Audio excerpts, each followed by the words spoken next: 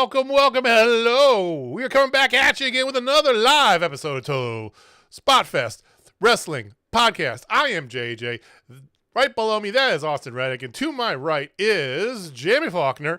We are going to go over everything from Dynamite. We got a lot of local wrestling to talk about here in Kansas City area, both past and future local wrestling, and a whole bunch of other stuff. So thank you for watching. Thank you for listening. We appreciate you guys giving us some of your time. If this is your first time here, please hit that like, subscribe button. Give us a big thumbs up there. Definitely helps us out quite a bit. Share with your friends. Do all the things. Jamie, Austin, how you boys doing?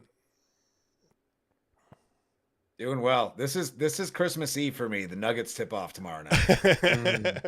And it's my wife's birthday, but the Nuggets tip off tomorrow night. Are you doing anything special for the missus' birthday? We are not tomorrow. The Nuggets tip off tomorrow. Yeah. Thursday anyway. We both took Friday off. She took tomorrow off. I took Friday off. But her best friend / occasional tag team partner, Ruby Reyes, is flying out to hang out with us for the weekend. And she gets in on Friday. So we're going out Friday night.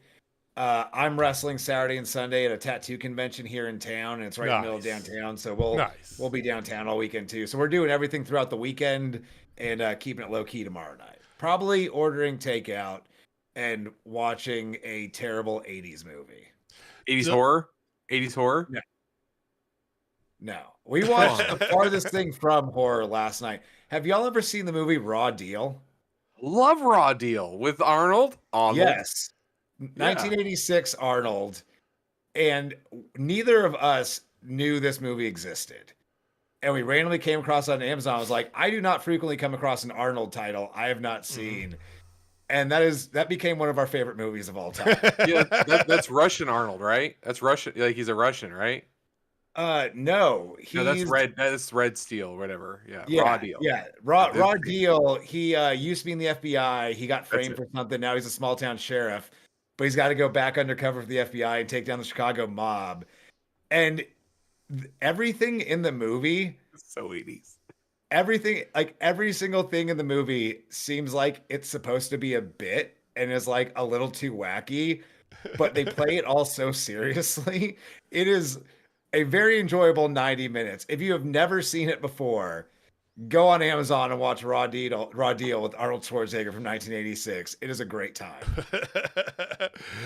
Oh my God, Raw Deal. So Jamie and I, we're big fans of Ruby.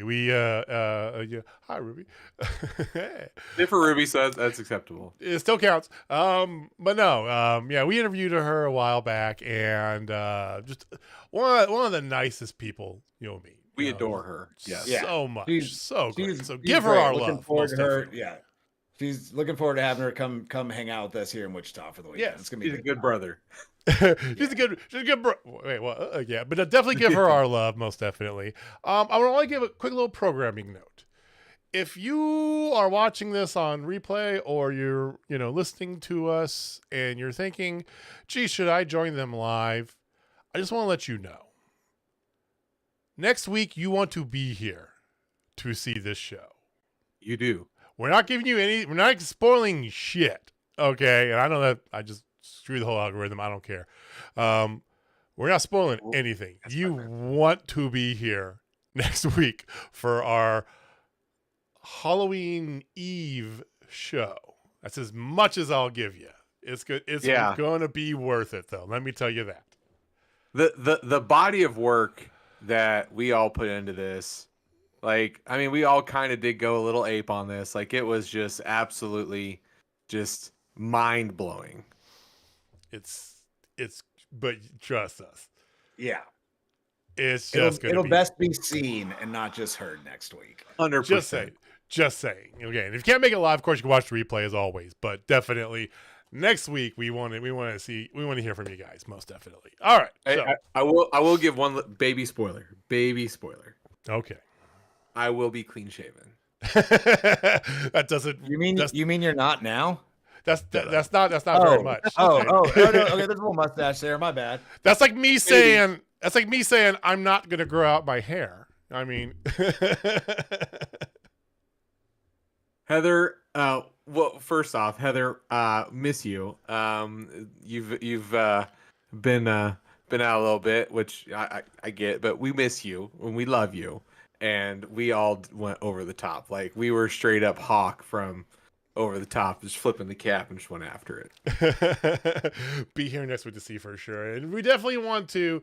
I wish that YouTube chat had a picture option, where you could share pictures. I don't know if it does or not. I'll look. Hey, just send it to our Twitter. Post it to our Twitter. Yeah. Yes. Yeah. Yes. Because trust us. I mean, we got the full rundown of Jamie's redecorated house. Because if you guys have not picked up on this by this time, first of all, unmute us. Second of all, Jamie is Mr. Halloween. Especially amongst this group by far, right? So definitely. Hit us up on Twitter. Let's see your costumes. Let's see what you guys did. Wrestling or not, we don't care, right? Just hit us up on Twitter at Total Spotfest. Tag us. Let us see it. All right. Show. Now this isn't a spoiler because we're not doing this next week, but we should have thought ahead of time and got a Ouija board and tried to summon the ghost of Jack Tony. Next year, we gotta do that. Next year, we're gonna figure out a way to three-way Ouija on the screen. Is it too soon to try to get Sid? That's too soon. Let the man rest in peace for a while. It'll be a year next year. It'll be fine. It'll be a year next year. That means it hasn't been a year. We'll give him a year. Well, okay. Oh, I thought you meant for next week. Yeah, maybe. I thought you meant next week too. And I was like, Jesus Christ, Jamie, that's too soon. I feel like we got to go more obscure with it, though. Obscure? Both obscure and already dead. Heather wants to talk to the Sheik. I can't blame her. So. That's right, Bubba. Right. Oh, dude, I would love Irish Sheik. We got a full year to plan that. But I'm just telling you guys, you want to be here next week, most definitely. So, where you wanted to be this past weekend was in Olathe because it was the last Found City Pro show of 2024. Holidays coming up and just bookings and stuff. This is their last one they had scheduled at the Ball Event Center. I don't know anything specific, so I can't share any details, but I do know, from chatting with the different owners and Chase that they are looking to try and go to other venues potentially in 2025, which would be great. Nothing wrong with Ball Event Center, but it is kind of out there for some of us. And it doesn't have that dirty. That's love right there from Big Rob, by the way. That's love right there. He's doing work and still got us on because he loves us. Much love. But regardless, like I said, Found City is going to be back in 2025, and this was the event. We did the pre-show. If you haven't caught it, we got a video down below. You can check us out. Austin made a pop in on it. We tried to get some others there, but we didn't plan as well as we thought we did. So we'll do a better job next time. And but no, it was a lot of fun. A lot of people were saying it's probably the best show that Found City's done, and I tend to agree with that. I think their first show was really good. But this one, and I'm really looking at one match why I'm saying that. You know what match I'm talking about. Austin Reddick did a dive, ladies and gentlemen. It's true. It happened. And somebody caught him. I know that's been a big discourse on the IWC about catching dive. So, Austin Reddick actually has been diving a lot more recently. I'm hitting my Terry Funk middle-aged and crazy years. No regard for his body. No, actually, I started diving again earlier this year because there was a bit of a discourse on Twitter about the way Owen Hart did suicide dives. Yeah. And nobody does them like that anymore. Okay. Where instead of diving straight through, you turn sideways almost like a crossbody. And I was like, that seems easier. My very first match, I did a suicide dive and broke my foot because it just clipped the top rope. And ever since then, I was like, I really don't want to just lawn dart myself because I'm just now just in my head, it's going to happen again. Then I was like, wait, you can go sideways with it. So our dive, you gotta give the people what they want. People want dives. Yeah. Now you didn't do it on the side that we were on, but if you would have seen us, because it was like me and Jamie, then we had his daughter split on either side of us, basically. And me and Jamie were just holding on to each other like, oh, he's doing it. Yeah, we were so amped for it, man. Yeah, we marked out pretty hard. Moving Hell the night. yeah. Oh, there also was a pretty good death match out of nowhere between Anakin Murphy and Gary J. It featured a thumbtack covered wiffle ball bat. Mm-hmm. And I have one of the tacks up in my corkboard upstairs. I got it in my kitchen. Audrey had to have it. And then Audrey felt like she was a part of the show because Ray Leone got up in her face and everything. I thought that was great. And then Anakin Murphy stepped up right behind her. Audrey just loves that attention. She is very much cut from my cloth. And then Jessica, we were trying to get Namaste going with Luke Langley, and it just wouldn't happen. Like it just wasn't. It's like fetch. We were on point. Like the first 2/3 of the show, we were on point with chants. It was like old school. It was old school JJ and Jamie. That's how we were those guys, and not just at local. We did that shit at WWE shows we went to. Man, we were those guys. And first 2/3 of the show was old school JJ and Jamie. I mean, the first match had Nick Chin, so we did Big Dick Nick, and then later during the match when tides had turned and Midnight Guthrie was in charge, like we did the Captain's Got a Small Dick. That went over really well. Dude, I thought the crowd was great all night. And numbers wise, it's always been good, and it's always been a perfectly good crowd. But I thought this was like the most everyone seemed into the entire show. Yeah. It was, but you said Namaste though, Jamie. Yes. So the Namaste with Luke Langley. So we were trying. Like it was like fetch, just not gonna happen. Right? Well, it wasn't working. And then Luke Langley just happens to look over at my daughter Jessica, and she goes Namaste, and he's just like, "Fuck you!" It's like, yeah. I was so proud of her and so pissed at the same time because she got what I was trying to get over, and she got it over on him. I'm like, damn it! But I'm so happy. At the end of the night, there was a new champion crowned. First of all, Nick Chen and Midnight Guthrie had a fantastic match. I have one little complaint I'll talk about Fountain City here in a second. But at the end of the night, they did have the Grand Regent, Camaro Jackson, versus All Steel Jay Fowler. Who, for some reason, ever since you asked me to look up, who is that? His new Jay Fowler's new song. His song's been in my head all week. Just I want to let you know that, Jamie. I've had the Killers, the man, in my head all week.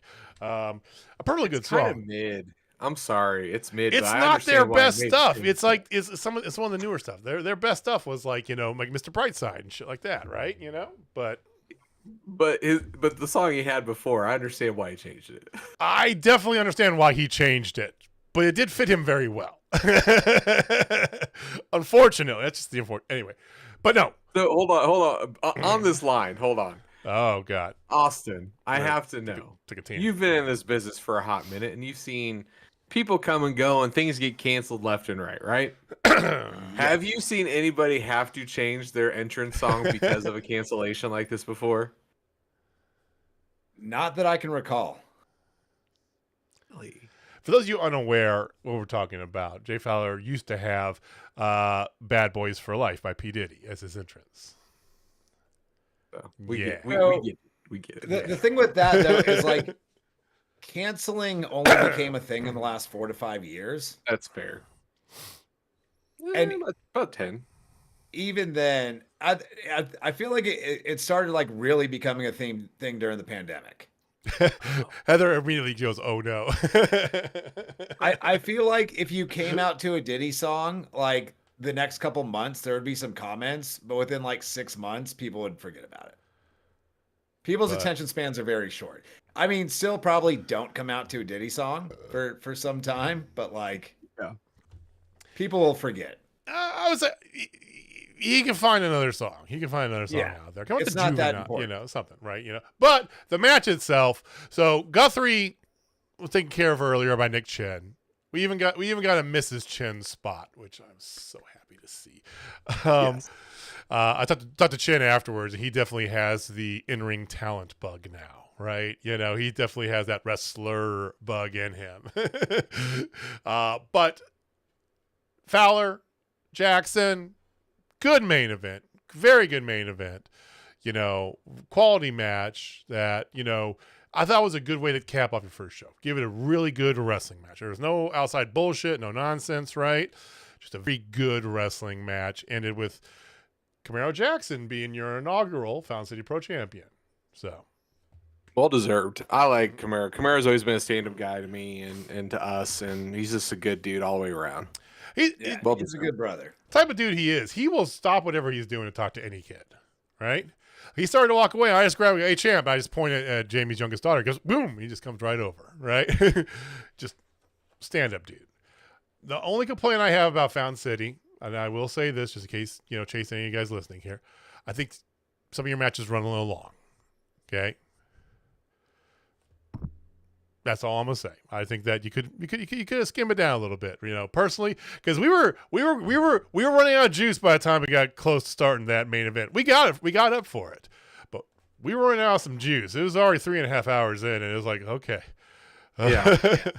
Part of that was on us.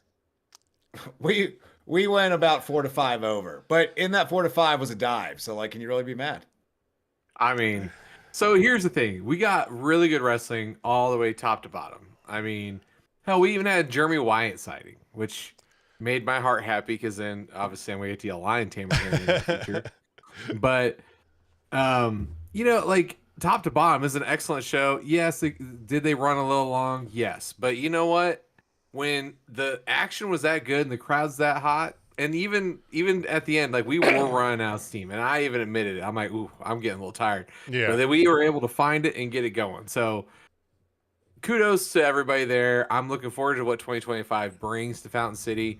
But, you know, we got to turn our attention to Journey Pro coming next week. And then just in a little bit of more time after that, you have Central States Wrestling returning from the grave, if you will, in December, which I'm really looking forward to that as well. And hopefully we can get maybe some of the leadership of that on here to talk about their show. Right. Because there's some different leadership. We haven't gone into the details about that yet because it's not our place to. And, you know, but once we can talk about it, we will. Because we're excited for what the future brings for Central States and for Kansas City. Yeah. It should be in a good place when it comes back. It's in good hands now. That's as like wink as we can be about that. All right. This Tuesday is the Journey Pro St. Louis Anarchy Journey to Anarchy show. Is it a final send off of Journey Pro? Is it who knows, right? But it's the name Journey Pro is associated with a wrestling show at the institution formerly known as Kansas Hall. Bring it in. I don't care if you got to work on Wednesday. It's worth it. Tickets are still available. They don't have any front row seats available. Tickets are still $20. And being big about this, $20, just like it always used to be, right? You know, no inflation here. The inflation is Jover for Journey City Pro. It is $20. Get yourself in the door. Absolutely.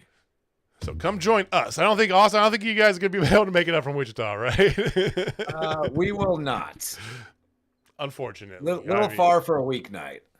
Yeah, Tuesday night, then you have to drive back. That sounds that's the thing, is it's a good 2.5, 3 hours back the other way. Right, because show starts at 7, say it gets over at 11. Let's just say 10:30, 11, something like that. Right? You're talking about getting home at what, 3:30-ish? You have to stop and pee. And so, that, like, after Fountain City last Friday, I walked in my door at 2 a.m. Which, like, not bad. Isn't terrible. Like, for Friday night, that's fine. Whatever. But, like, when I got work the next day, it's a little late. You're not 22 anymore, bud. I am not. I'm long past my days of close the bar down, get up at 6 a.m. to go work, and feel just fine. Right. You'll just feel like Christian Slater. That's all. It's like, did you get 2 hours of sleep? You're good. Let's go. No. But we're excited to see a lot of people we haven't seen for a while. It's gonna be a good time. If you can make it, if you're in the Kansas City area and you haven't bought your tickets, go to it. It's gonna be a lot of fun. We'll be there. Come find us. All right, boy. we just covered a whole lot. We sure did. We talked about a lot of wrestling that had happened. But I would like to really know about wrestling that really had happened. Like, not just wrestling from this weekend, but wrestling from way back in time. Well, funny you should mention that. Way back in time. Damn. Like, I feel attacked right now. Yeah, because I might have a little something for you in the old stash. I mean, from woo!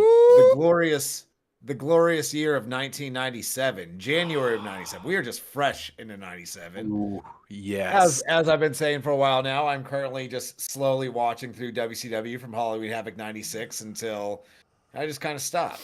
I'm in January 97. As I've been saying for a few weeks, the NWO thing's gotten a little stale already. I know other things are to come, but they are still the running theme throughout the show.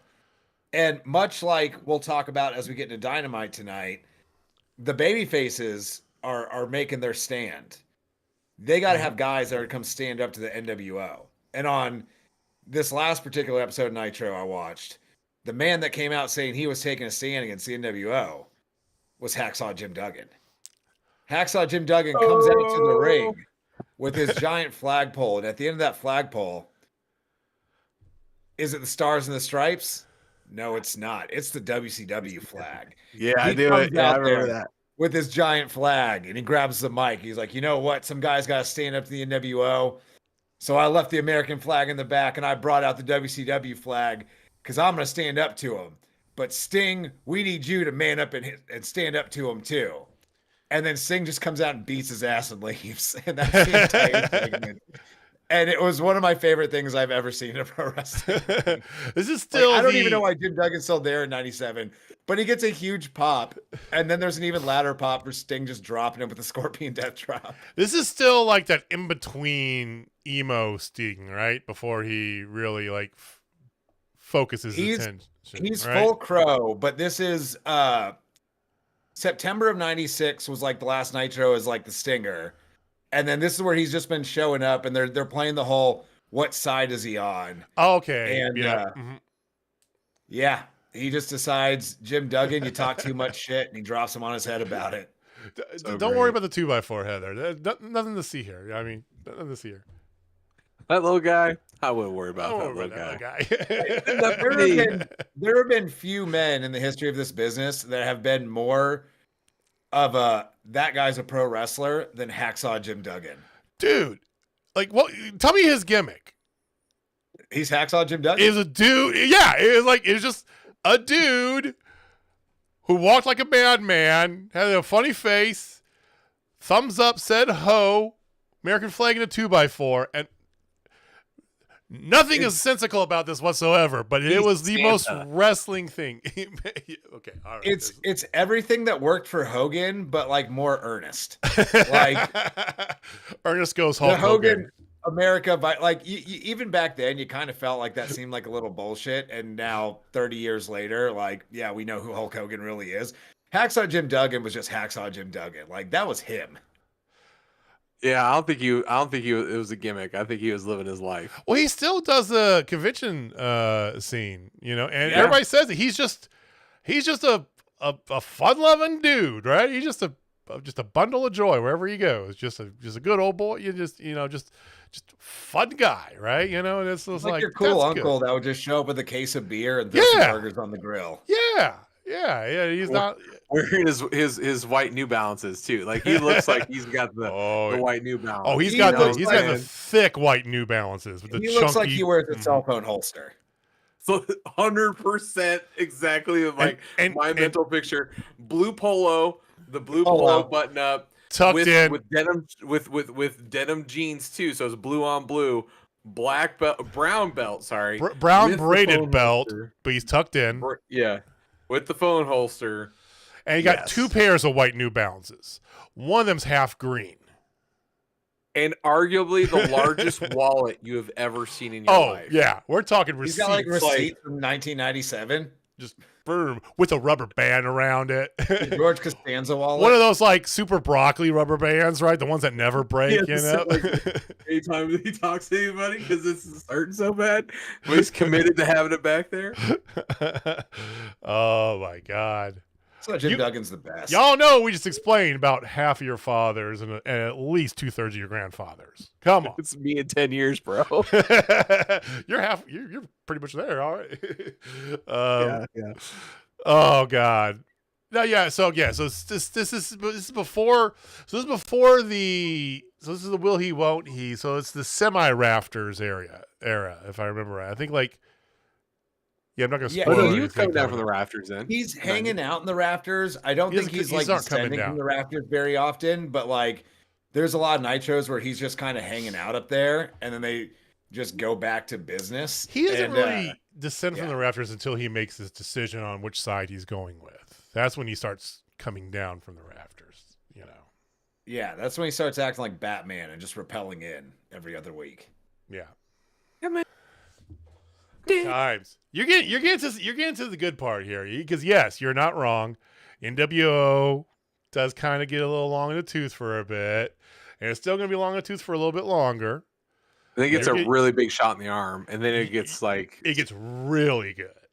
Yeah, really, it gets really old. But like the undercard is still great week to week. The undercard's just not even at the best point in its history yet, right? In 3 months, it's going to be like the most unbelievable bonkers shit you've ever seen. You've already seen great shit. It's already like you're getting Malenko and Guerrero going out there for 10 to 15. Yep.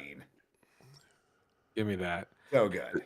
And then I think 97 Das Wonder kid Alex Wright is he shows up a little bit later. Yeah. And then of course you got Disco Inferno with the worst stunner ever Disco's not there yet. Alex Wright isn't there yet. But the Luchas are there. Malenko, Guerrero, Benoit. They're all there. Saturn and Raven haven't jumped over yet. They're coming. Okay. I was going to ask if Saturn was there yet. It's all 97. I know that. Yeah. You're gonna get when you get you're gonna get Saturn and Raven. NWO gets that big shot in the arm. Steen makes his choice, right? You know, you start to get to the real good meat of the matter. Yeah, that's why I wanted to start late '96. Like I wanted to get some build and see it start to get good. You are also, I think I mentioned this in the last few weeks, you are also getting the slow rise of DDP, which has been great. There was a segment on that same Nitro where he comes out, Hall and Nash come out, they give him the NWO shirt, he puts it on, then he turns Hall around and gives him the diamond cutter, everyone loses their shit. Great. Yep. Oh, well, that was a fantastic trip down memory lane. So, wonderful stash of knowledge this week. I love it. Did you love Dynamite this week, though, Jamie? Dynamite was pretty dynamite tonight. It was all right. It was, well, you know, here's some things that I am gonna definitely be glass half full on 90% of this show. Okay. There were a couple odd choices that I would know that we're all gonna talk about. There was a really good match, a match that I thought was gonna be way better than it was, but then wasn't. And you got the Bad Apple and Big Bill on your TV screen. What's wrong with that? I thought this Dynamite was missing like that one really awesome match that you normally get, which they can't do that every single week. So it was a very good version of here's Dynamite with a little bit more story, and we're not throwing an absolute banger on there for you. It was the exhale week, you know. Yeah. We talked about if you guys go back and watch some of our originals that when Dynamite first launched, Jamie and I we would go on talking about, you know, because after like the first like 4 weeks or 5 weeks of Dynamite, we're like, holy shit, what is this show? It's just like go. And finally they had a week where it was like everybody just was fucking tired, right? You know, and we said, you can't just go. You can't just yell at the top of your lungs. You got to breathe. You got to inhale and exhale, right? You got to have that in it. And this was what that was, especially to me, you know. I mean, I get it. You know, we're doing a lot of stuff. Everything was cool, right? It was just another week of Dynamite, right? Building up to more stuff. And I appreciate that because that's not something that they would usually do too often in years past, let's just say. Yeah, there was a lot that I liked and a lot to make you look forward to the future. So it just seemed like, that necessary week to like, hey, let's dial in some of these stories. Let's keep things moving along. But It's 2 hours of TV we do every Wednesday, and this was just this week's offering. Yeah. Well, I mean, the big thing I got out of this week's episode was we are officially pushing to the moon Orange Cassidy. Orange Cassidy is 2024 DDP. And, like, you have to nut up or shut up. He had that moment, with Chucky T, which I thought was okay. But then he didn't even show up for the match at all, which I thought was a little weird. I was like, okay, they just said, hey, Briscoe's got this match, didn't even show up for it. I thought that was a little weird. I thought that was a lot weird. And then afterwards, obviously, we know what happened, but we'll get into that in just a sec. But gentlemen, I do want to start on a high note because I feel like that's what we need. This thing deserves a high note. Let's do it. And this is probably my highest note of the entire time. Don Callis and the protostar Kyle Fletcher. Gentlemen, that was arguably a career-defining promo. My note was welcome to the big show, Kyle Fletcher. Like, damn. Like, that's all I got. Like, I loved it. And he's 100% right. Oh my God. Like, I felt he was calling your ass out, Jamie. I felt personally attacked because he's literally like, people say I'm the next Will Ospreay. I'm like, this motherfucker right here. It's like, damn, gentlemen. Overall, what did you think of that? Clearly, I know where you are, JJ. So Austin, let's start here. What do you think of this? I thought this, kind of like you were saying, career-defining promo. I thought this cemented him as a big deal in AEW. Because I think up till now he's been in Ospreay's shadow. Like, they haven't really done anything else to really focus on him.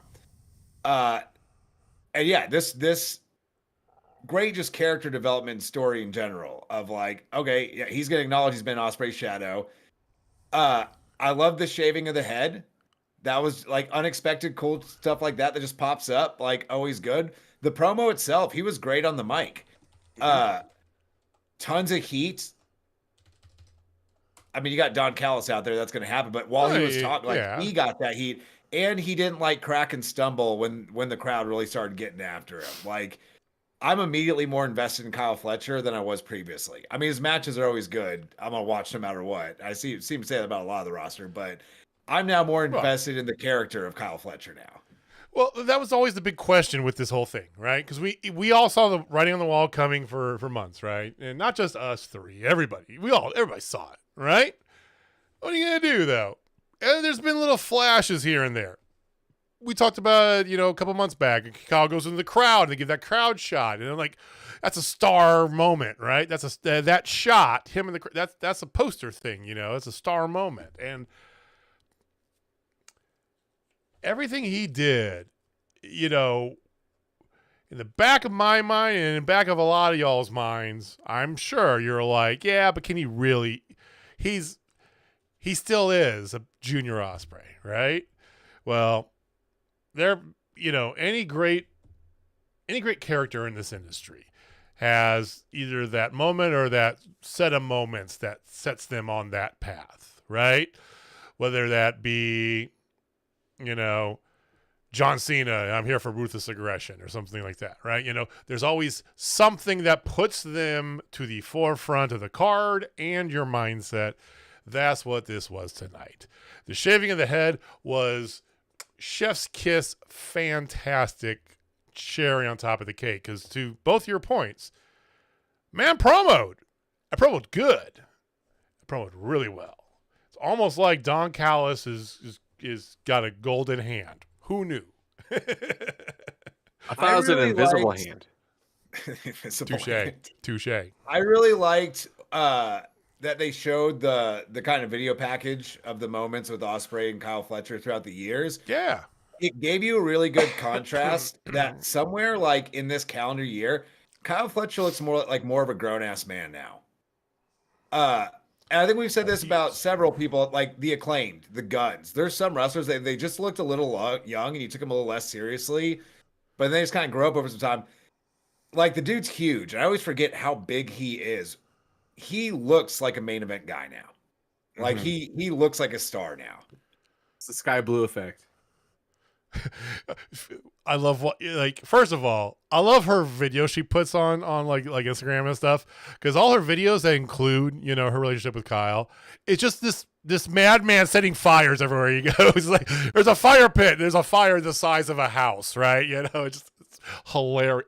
Like it's not like a single video. There's a lot of them. And then it's like she is literally the size of like his leg, to your point, Austin. The man has put, well, he's a big dude in general, but he put some body work in the past 12 months. He's put some size on. He's bulked like a son of a bitch now, and good.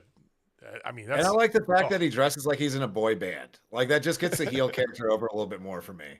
100%. The white jean jacket. Oh yeah. Oh, dude, with the frosted hair, but now he's got rid of the frosted. Dude, like, you still got like the like 6 little chains there, you know, and I like that they've over the course of a few weeks created a heel that can believably beat Ospreay. Yeah. Not that Ospreay hasn't lost, because it's happened a few times, but like this is a matchup where you don't just think because he's Will Ospreay is just gonna beat him. I'm gonna sidestep that, and I'm gonna raise this to both you both, Jamie and Austin here, because I don't disagree with that, but I think that more than that, they've just created a top heel for the company. Yes. Period. Because yes, this is an Ospreay first match sort of feud thing. Long term, sure, Ospreay feud. If he is just Ospreay's anti, if he's the anti-Flash, who gives a shit outside of that, you know, that one episode you get every once in a while, right? If this is something like, you know, is he bigger than that? Is he somebody that can go across to other stars and be their heel counterpart? Mephisto. Thank you. I was looking for a term. Dormammu. I can go Marvel. You're going Marvel. Well, the problem is DC keeps everything very much but very linear. Darkseid is about it. Very, even at that, that's still somewhat cylindrical. But I digress. He is not just the anti-Ospreay. He can be a top heel, is what my thought is. Yeah, absolutely. And I'm just saying from a point of like, there's few guys on the roster that you think could believably beat Ospreay. Sure. Straight up. Now, granted, obviously, Callis is out. There's be some cheating or something, but like, there's so many matches where you're like, well, Ospreay's not gonna lose because Will Ospreay, and like he doesn't lose often.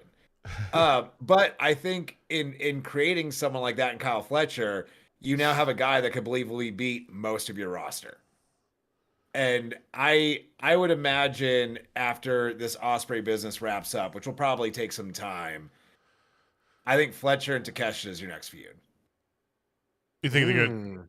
Wow. Okay. I think they're going to end up turning Takeshita. You don't think maybe Fletcher and Ricochet? No, because they'll get to that eventually, but I think the more, like, I don't think you can keep Fletcher and Takeshita and the Callis family super long term. Like, it's hard to have two kind of equal, almost top guys.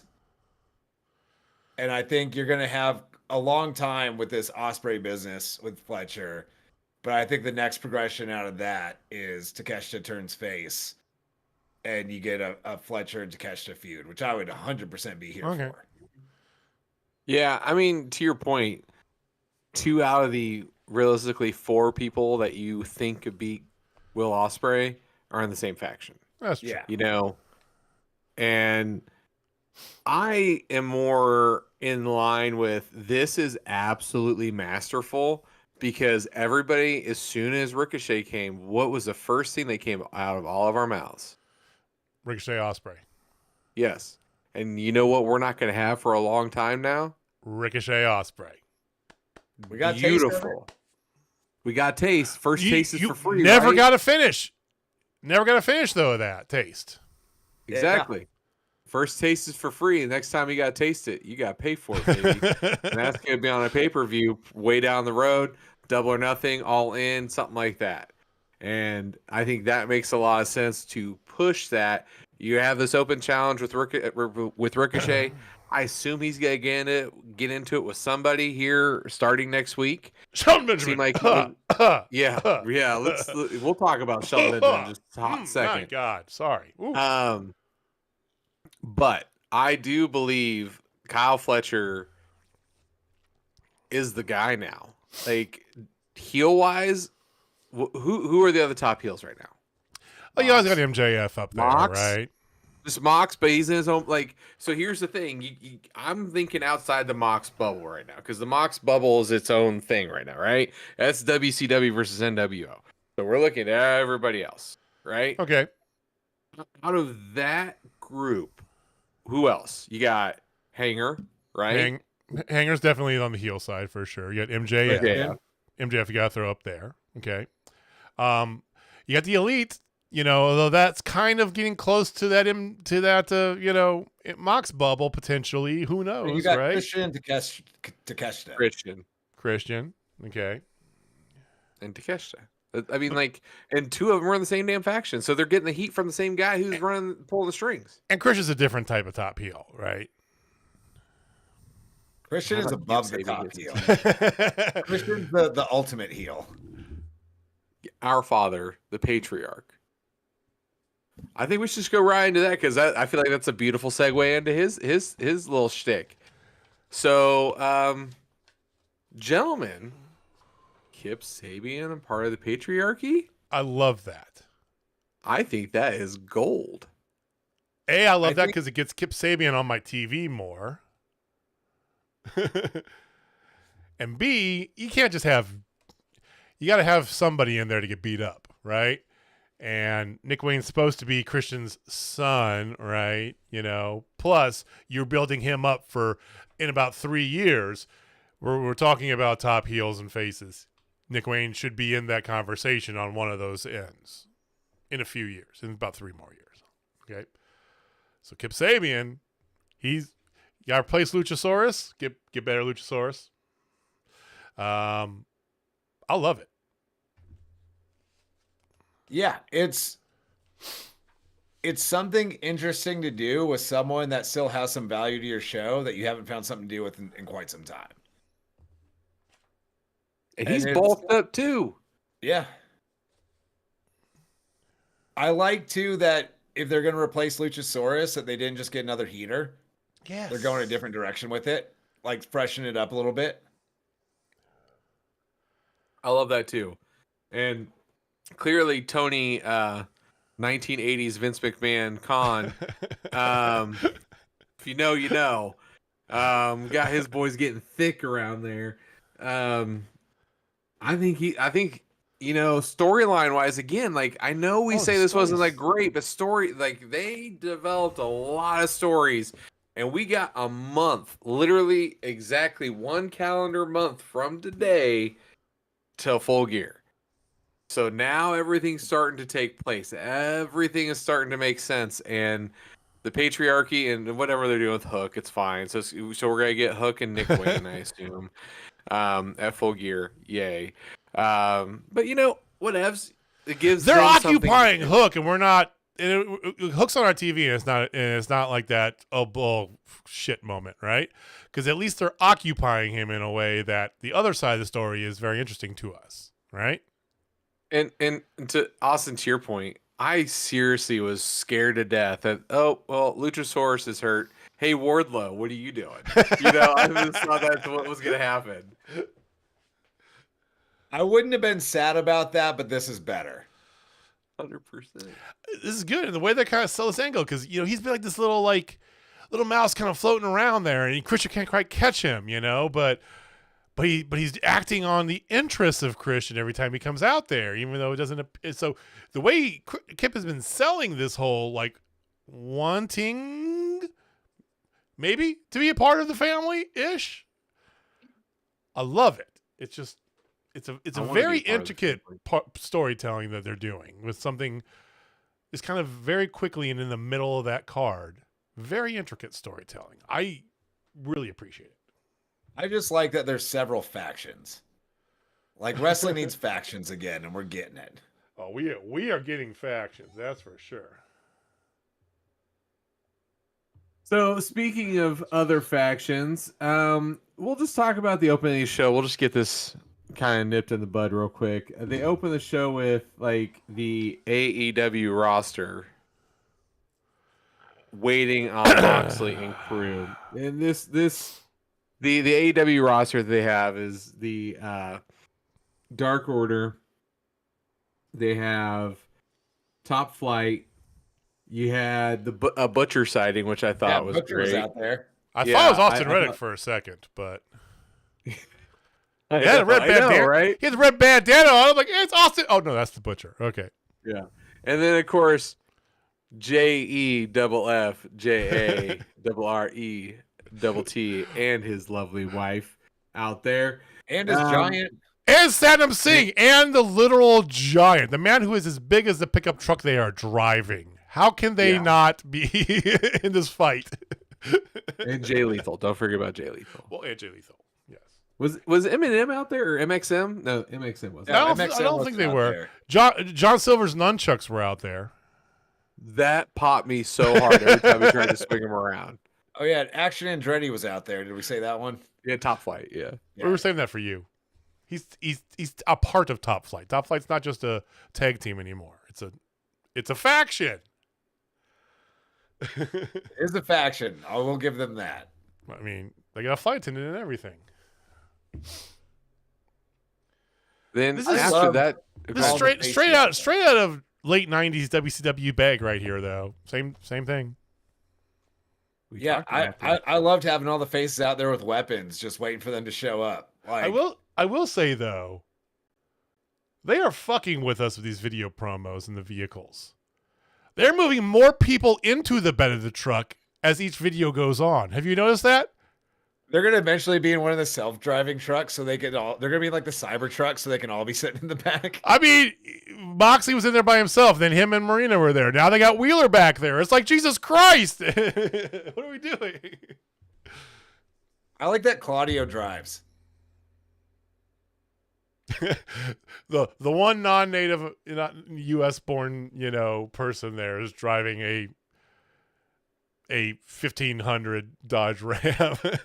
I don't know why. He just seems like the one that would be driving and make sure everyone has their seatbelts on. Yes. And the volume's at an acceptable level, and we're only going X number of miles over the speed limit, right?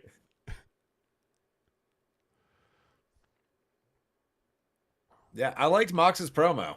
I mean, I enjoy everything they're doing with this, but yeah, like just what a cool different way to start the show. Like you're saying, it was definitely a throwback to the Attitude Era, like the good parts of the Attitude Era, where there were stories that involved the entire company at a time. So, Well, you had been clamoring for this for literal months, that the faces should be, the good guys should be in for the good guy shit, right? Yeah. They're finally doing it. And we got a little bit of this around this time last year when you had the MJF stuff going on, where the show was kind of revolving around MJF, but you had kind of heels conspiring together. You had baby faces getting together. It's nice to see it. That's awesome, Heather. That's awesome. She has a Jeff Jarrett anecdote for you in chat. Hell yeah. Yeah, I've met Jeff Jarrett once. He was super nice at the time, and everything I've heard from everyone I've ever talked to is that just an absolute sweetheart of a man. Jamie, what are you looking up there, man? We lost you there. No. Okay, I was making sure I was thinking of the right movie because so Heather threw out a challenge at me, and it's like hold the phone. I was like, because Jamie's deep in something. Either I was like, are you all right, Jamie? Yeah. Oh no, he's on a movie hole. She threw out a 1999 class of 1999 movie from 1990, and the bad guy in it is Stacy Keach, which I knew. I'm like, is that the one Stacy Keach? And I had to look it up on IMDb, and 100% I am correct. She is incorrect. It says no one. There is always one with me when it comes to movies. I'm that. I definitely didn't get the reference. So yeah, white hair. Yeah, dude.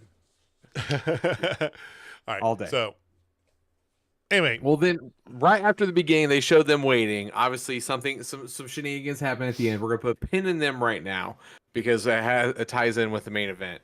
But we did get a solid, crazy ass promo from one Adam Hangman Page. Again, storytelling. They don't tell stories though. Well, to me, this wasn't even really that much of a Hangman promo. He didn't talk for that long before he got jumped. I mean, what he talked was good, but as soon as he started talking and dogging on one of the guns, he gets jumped by the other gun, which I thought was great. And then this became what it should have been, a Jay White promo, and that's the part that I liked, because that tells me the way they're doing this here. What the internet was screaming about is wrong. They haven't forgot about Jay White. They are literally getting ready to push Jay White to the moon. Mark my words. All 39 and a half abs of him on the pay-per-view. Clean. Yeah. And they're gonna do some craziness for Full Gear, I'm sure. But I feel like this is more than that. They're just trying to pump up Jay White enough, right? And yes, I know you've got a lot of people at the top of the card right now. Okay. Jay White should always be in that conversation, though. Period. I think if they put him over on Hanger, because Hanger can eat losses right now. He can. Oh, yeah. That makes sense. Because Jay White does need to build it up because, he was out a little bit and they've just kind of mid-carded him pretty hard. Maybe he does end up winning 3 times against Hanger and then loses the final, whatever. You know what I'm talking about, tag matches, whatnot, right? But he might lose the last one to make sure that Hanger is a top guy. Then maybe he can go after Okada. I would love to see a Jay White Okada for the Continental Classic True TV title. I think that one would make a lot of sense there too. But dude, Jay White's we all love. I mean, hello. I wore it today. Yeah, it's wild that there's so much going on with the show story-wise that this one almost kind of flies under the radar a little bit. But I mean, I love what they're doing with this. I like that they've got multiple different storylines going on, and very few of them seem like true mid-card storylines. Yeah. A lot of them seem more important than what you would expect. I mean, the only one that I feel kind of about is literally Mariah May and Anna Jay. That's the only one, but Mariah May is selling the shit out of it, so it makes me happy too. I appreciate I appreciate what they're trying to do. Okay. Are we gonna go right into that? Well, it was next. It was next. I mean, why not? Let's go right into it. We've been talking forever about hey, if you're gonna have a title eliminator, every once in a while have someone win. And then on Collision, Anna Jay did. Yeah. And my first reaction was, well, not like that. and I hear that. And no, she is not the women's top woman we want her to be. If we ever do want her to be that, I get that, right? I feel though that I am yes I am defending Anna Jay in this argument. I feel like we know that she's not going to beat Mariah for the title, and it's not going to take it off of Mariah. Yeah. Mariah, we know that, right? But you're still trying to build her up, so you have another quality woman on your roster that you can believably put in there for other things, for the TBS title maybe, or something. It's not just, here's Anna Jay right now. Maybe they do what they did in the past, and she gets a 1 month pop, and then she goes back to irrelevancy. Who knows, right? But I like that. They focused a lot on her when she was coming back from Japan. They sent her over there, right, to get better, which she did. And we all can agree she's gotten better than what she used to be by far, right? Bring her back, give her some pop, give her a little bit of rub. Can't hurt, right? They're trying to make it work. And if it fails, so be it. At least they tried, right? You know? So I appreciate the trying of it. And Mariah, to your point, Jamie, is selling the living piss out of this too. So I think my only issue with, and like, it's fine. It's not a detriment to the show. Yeah. My only issue is, I think it was just last week we were talking about how Mariah May kind of planted herself as the top of the women's division coming out of Toni Storm's shadow. And it seems like they're still like they're kind of there, but they're still like working up towards the top. It seems weird to have her get pinned by Anna Jay right now. Clean too. Yeah. okay. Like If it no would've music or no nothing to cause her to Yeah. lose. You know, If that's it why I would've was been a Willow, a Sheeta, like even a Riho or something like someone that's held the title before, someone a little bit more established. I think it would have been a little bit better, but again, it's not bad. And like, I do appreciate that someone finally won a title eliminator match. It had to happen. Yes, because if you're gonna I have like those, Mariah May gotta have chucking Anna somebody. Jay's suitcase down the hallway as well. You've gotta have somebody win that every once in a while to make it at least believable. 100%. So let's talk about something that wasn't believable. And that was Sammy Guevara going up against Shelton Benjamin. Shelton just beat the living piss out of him. And again, so here's the thing. They're trying to make Shelton look like what he deservedly should be, a top guy. Yes. That guy has all the damn tools and just always got passed over. Which, by the way, I don't know. Did you guys happen to see the interview with one Bobby Lashley that happened over this weekend? No, I did not. I saw it being mentioned on social media, but I didn't see the interview itself. So I watched some snippets of it, and he felt like the Hurt Business, did so much for WWE during the pandemic that why they got treated the way they did, and he felt like Bobby Lashley feels like the current regime in WWE doesn't like him, and he talked about how Shelton should have been a much bigger star than he ever was, and never got his fair share. And I agree with that. I 100% agree with Bobby Lashley on everything he said, especially Shelton Benjamin. So when he inevitably shows up in AEW under the Hurt Syndicate, is he going to be the muscle of the group? No. I don't know if you can pull that off, but I don't think it would be a bad place for him. And not kind of like the dumb muscle, but just like the final boss of the Hurt Business. Like, he ain't going to get there and wrestle that often. They're going to break him out when they need to. And the rest of the time, he's just going to look jacked in his suit. I think that's a good spot for Bobby Lashley. 100%, Heather.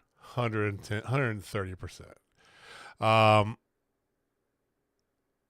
just throwing that out there because what they're doing, to your point, Jamie, what they're doing with him in his booking here, that interview, it just makes it seem like, yes, he's getting the push he should have gotten 15 years ago. Okay? And we know Lashley's not far behind. He's gonna be here. We know this. This is worst kept secret since CM Punk's debut, right? We know it. It's coming. Okay. But with that interview, with the way that they're kind of setting that up, and I like the idea of the final boss thing. You always have that option. He comes in as the muscle, but the muscle you really don't want to F with. And that might apply to Shelton Benjamin as well, right? If you ever want to break Shelton to be off into a face, there's your option. Now, I don't recommend them doing that naturally because Hurt Syndicate's fantastic. Yeah, I enjoy Shelton getting like a lesser version of it, but kind of the Brock Lesnar push. Like, he's just tossing motherfuckers around. That's what he did tonight. I mean, Sammy's a champion. He's an ROH tag champion. Yeah, former TNT champion 2 or 3 times, I think. Still booed like a son of a bitch, even though he's a face. Mixed reactions. He did get a couple cheers, but it's mainly mixed reaction. I mean, He's just not likable. I don't was know. it me? Was it me, or was that crowd just kind of meh? It's was Salt an Lake odd- City, man. Salt Lake City's an odd wrestling town. Salt Lake City is an odd town in general. Well, that is accurate. I've true. been there. Accurate. I've been there several times. My best friend lives out there. It's just an odd place. Yeah, I stayed at a hotel downtown, and I was like, "This is the weirdest place I think I've ever been." Like, it's a downtown that was not a downtown. Yeah, it's like not a really good downtown. I don't know if I've told this on the store part. I went out there a couple of years ago to visit my best friend around my birthday. The Nuggets were playing the Jazz out there, and we went to the game. And like most of the key are the like little booths where you would find beer in a normal stadium is ice cream because like the Mormons don't drink. There is like a beer station here and there, but just like a lot of white folks eating ice cream. And that's like the best way I can describe Salt Lake City. It's kind of a weird place. And that's the weirdest thing. The Utah Hockey Club, because they couldn't come up with a nickname before the season started and whatever the fuck that was about. They opened on a season opening night. They opened at home, right? Okay. And they actually had a really raucous crowd and a good atmosphere, including guys shotgunning beers. And it's just like, I didn't expect that at a Utah hockey game, but They're from Nevada. Like, but it's weird because like this visitors. crowd was like they were really quiet for a lot of things, but there was also just thunderous "shut the fuck up" chants to Kyle Fletcher. Yeah, that's a good point. Like they got hyped for certain things. Like, well, Utah's interesting because it's not all Mormons in Utah. That's the thing. It's only like 30% Mormon. So it's this weird dichotomy because they definitely are like the political. They run that shit out there, but it's not all Mormons out there. Like one of the, and this is especially when it's in Salt Lake City. But one of the rowdiest games you'll ever see in college football is BYU versus Utah. They legit don't like each other. Really don't like each other. It's crazy. 100%. So let's just go ahead and keep with the Hurt Syndicate, whatever we want to call them. That's what Shelton has that on his trunks. Yeah, that is your shoot name. Yeah. I think I'm pretty good by calling him Hurt Syndicate because he's got on his fucking trunks. I mean, I dig it.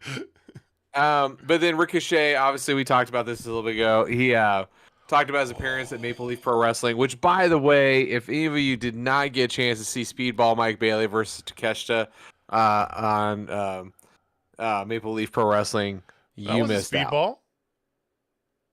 It wasn't. Takeshita was Josh Alexander.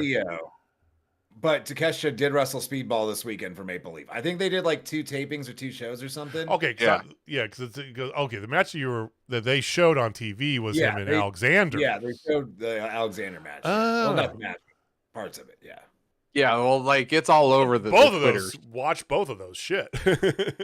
But anyway, so he has an open challenge, and of course, here comes Shelton and MVP. Give him a card like they do everybody.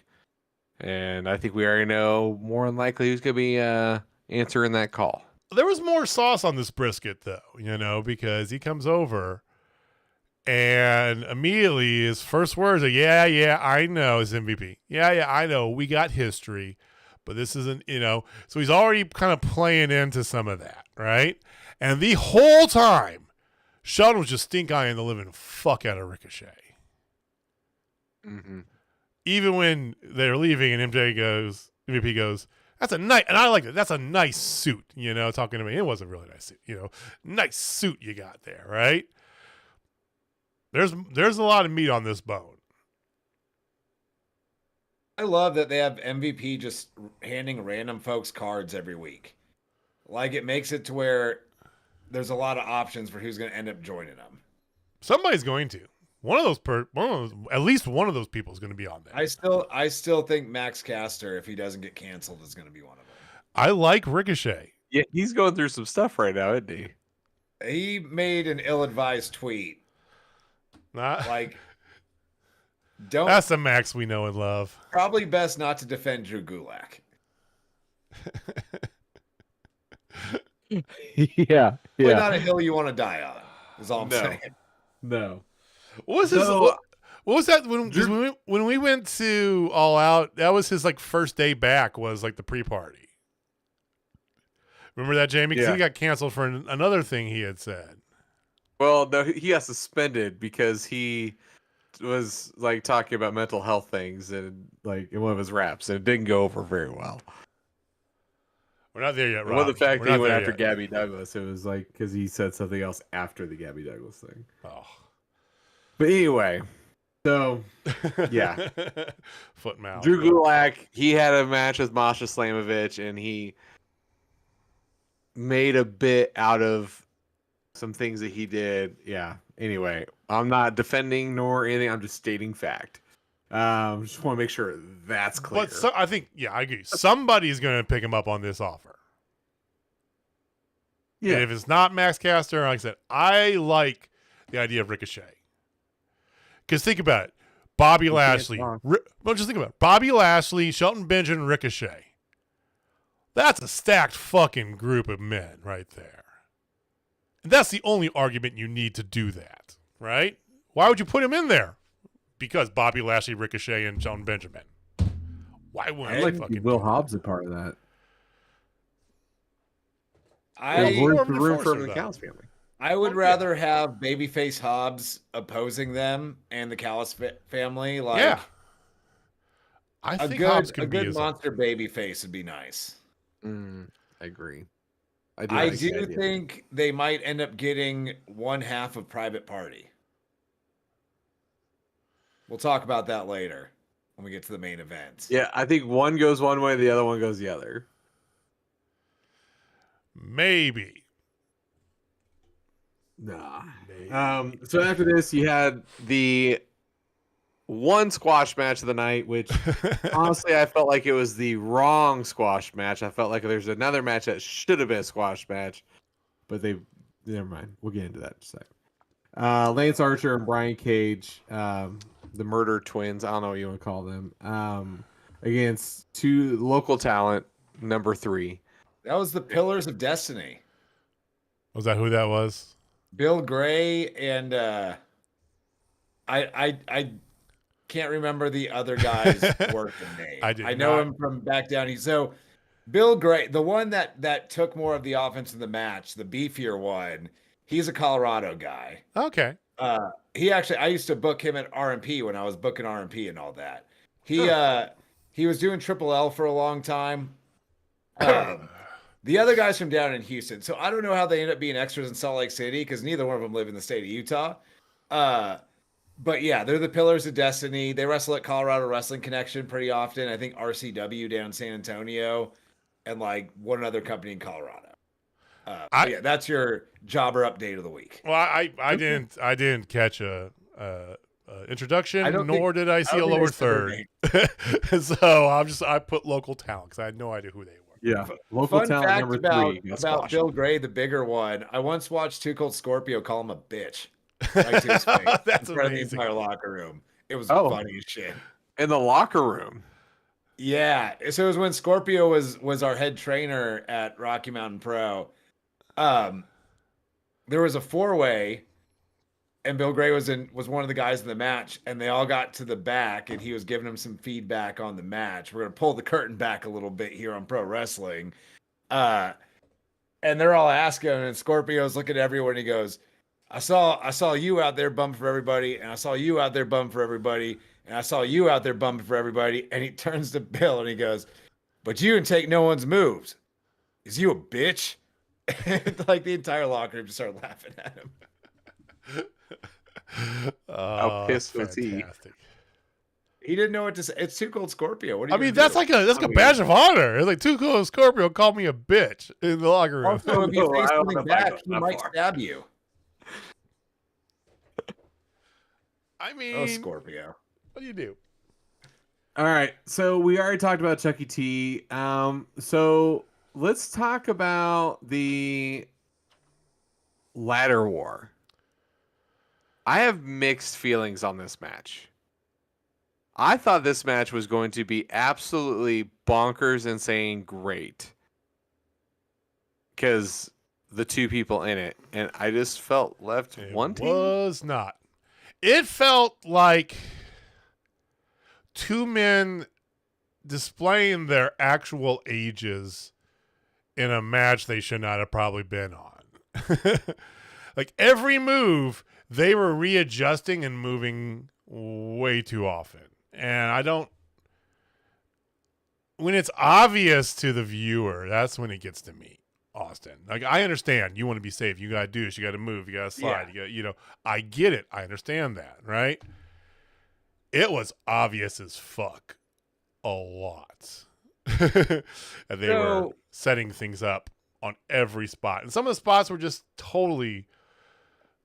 If this was Sammy Guevara and Shelton Benjamin doing this match, cool, I understand it, right? Some of them were just like, okay, all right, we don't need you that high up on that ladder, Mark Briscoe, or let's, I don't know. Yeah, this felt very WWE to me, like, and this is kind of how I felt after the CM Punk Drew McIntyre Hell in a Cell match, which like everyone raved about, and like it was good, it was fine. I have just seen much better violence on AEW at a pretty steady clip for years now. That gimmick matches like this that don't quite reach that just seem lesser than. Yeah, and that's what I felt about this. Like it was fine, but we've seen so many ladder matches in AEW with the kind of guys that could do just absolute bonkers shit with the ladder, that this, yeah, it was fine. And then Big Bill came out. Kind of love Big Bill. Love Big Bill. It took a big turn in my give a fuck counter right there as soon as Big Bill came out. Because, my God. The ginormous freaking choke slam through two tables. Over the top rope. Over the top rope. Standing up, throwing a man over the top rope through two tables.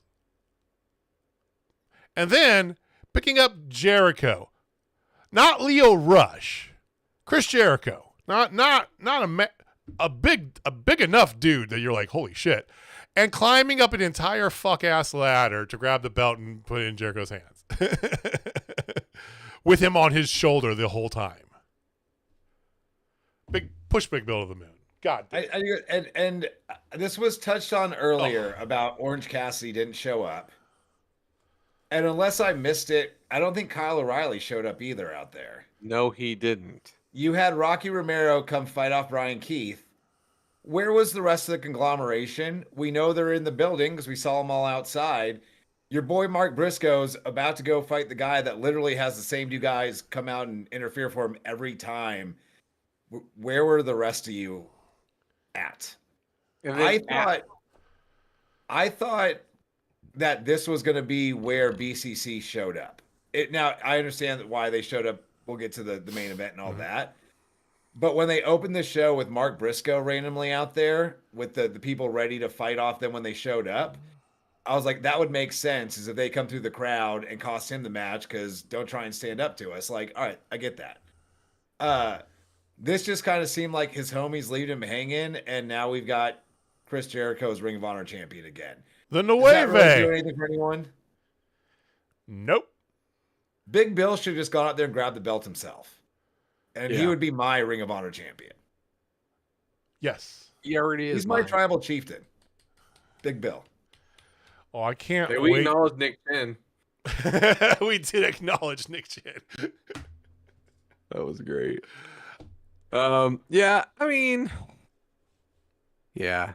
And then, of course, you got the whole Tournament Hero Ishii coming out at. That's the thing that kind of pissed me off. It's like, so he was here the whole time? Waiting in Gorilla, apparently.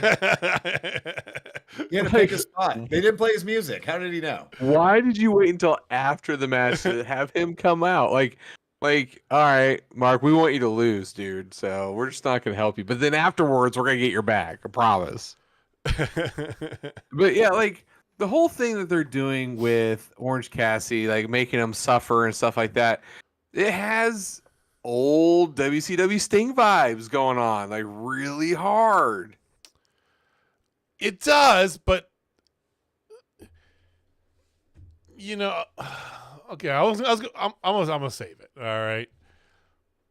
No, I'm not. It does, but here's my thing. You know, I made the reference at the beginning. You know that AEW's version of DDP, because that to me is what Orange Cassidy is, right?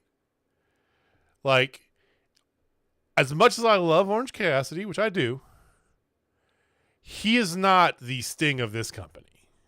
Okay? He is not the guy. Right? Somebody like Ospreay could be that guy, is that guy, right? Someone of that level, right? I hate to, again, I love Orange Cassidy. He is not to that echelon, and I don't think he will be, right? He's also older than I am. Exactly, and that's part and parcel for the reason. But he does bleed AEW. He's DDP. That's fine. That's good. Until you get that top guy coming in to be the Sting, right? He's the one leading the charge. Cool. I'm good with that. So I don't think he's Sting, Jamie. I think he's DDP. I'm fine with that. Just make a damn decision already. Like, first it's Darby in his nasty ass pink jacket, which props to Stokely Hathaway for calling that out in a tweet earlier today. But like, make a decision. Who's it gonna be? And like, let's just put it on him and just go. So I think they are building up to Orange Cassidy and Mox at Full Gear, so they can put off Darby and Mox. So I think Darby's taking that title off Mox at the end. I believe that everything makes sense for them to have Darby as the guy, right? Whether you like that or not, you know. So, and I don't even think you have to make Darby be like the guy long term, just your top guy. I think this story ends with him taking the title off Mox, but I think it's just a good story for Darby to be the right guy for this. And I think to set that up, you need that story beat of Orange Cassidy not being able to get the job done. Rob said he'd rather see Darby than Cassidy. I agree. I think it's more interesting for Orange Cassidy if he finally decides to stand up for AEW and loses. I think it does. Like, I think that's just better story and character development. Yeah, I'm with you there. I hate it though, but I love it. All Do you hate it because it involves Darby Allin being the man? Yes. See, touche. And I've long said Darby's not for me. I'm not a Darby guy, but like I was saying, I like Darby for this. Like, it makes sense for the story, and if you're giving me a good story, like, cool, put the belt on Darby for a little. It's like this. We have this argument every time he comes out. Okay. You don't like My Chemical Romance. I know that, Jamie. Okay. Correct. But that song is the song for Anakin Murphy. That song fits like a fucking glove, is made to be his song. Yeah. Darby was made to fill this role. So I'm not moment. Okay. I'm not debating that. I think so. Here's the thing. I personally don't like Darby Allin. Okay.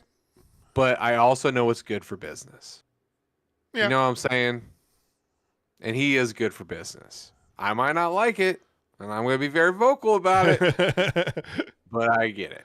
Dude, I'm gonna try and sell you on it right here, right now. Just imagine. You're not gonna. I've been trying to sell him on MCR for 5 years. You're not gonna win. Not MCR. Like, no. I'm just telling you, you're not gonna win him over. That's not what that doesn't happen to Jamie. Just go let me paint a mental picture for you. We're at maybe World's End, maybe we're at Revolution, depending on how long this goes.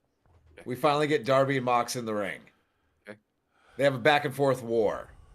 At the end, BCC's running out for shenanigans because that's what heel factions do. And just at the moment when it seems all is lost, the lights go out. Metallica starts playing. Sting drops from the rafters and fights off the BCC with the bat before Darby hits a coffin drop and puts that shit away. I don't think you're helping your argument, but. And then right after that, Christian comes down, cashes in. That's why he's holding that clipboard. I'm in if that's the case. All right. I do think Christian takes it off of him pretty quick. I do too. I like But the I Christian need that backer moment of on that. Sting fighting off the Blackpool Combat Club. Give me the Stinger back. I mean, he did sign a multi-year deal, a Legends contract, if you will. We're going to see Sting occasionally. We're going to see Bryan Danielson occasionally. Don't forget about him in this whole picture, by the way, guys. He'll be back in Japan. If at all. All right, so lights go out. Metallica starts playing. 2 Stings drop from the ceiling, and one of them is Bryan Danielson in full Sting gimmick. Even better. Even better. And then Hacksaw Jim Duggan's there, too. See, I think it'd be way cooler if the lights go out, Kenny Omega's music hits. And he's also dressed as Sting. Sure. It's going to be like the 4 Doinks at Survivor Series. It's going to be 4 Wolfpack Sting. Has to be Wolfpack Sting. I'd be down for that. Also, maybe Sting's going to come out with his sons, and they're going to be just... No, we're not going to... Yeah, it is sons. Yeah. The 4 Doinks at Survivor Series.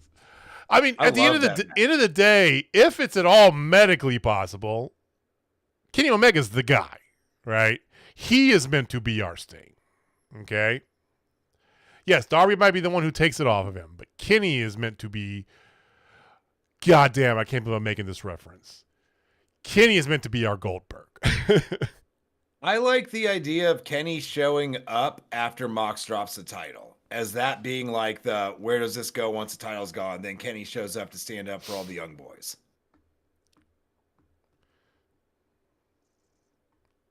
For those of you, Kenny Omega dressed as DDP. Sorry, Kenny Omega and DDP seriously. Oh wait, DDP dressed as Kenny Omega, dressed as Sting.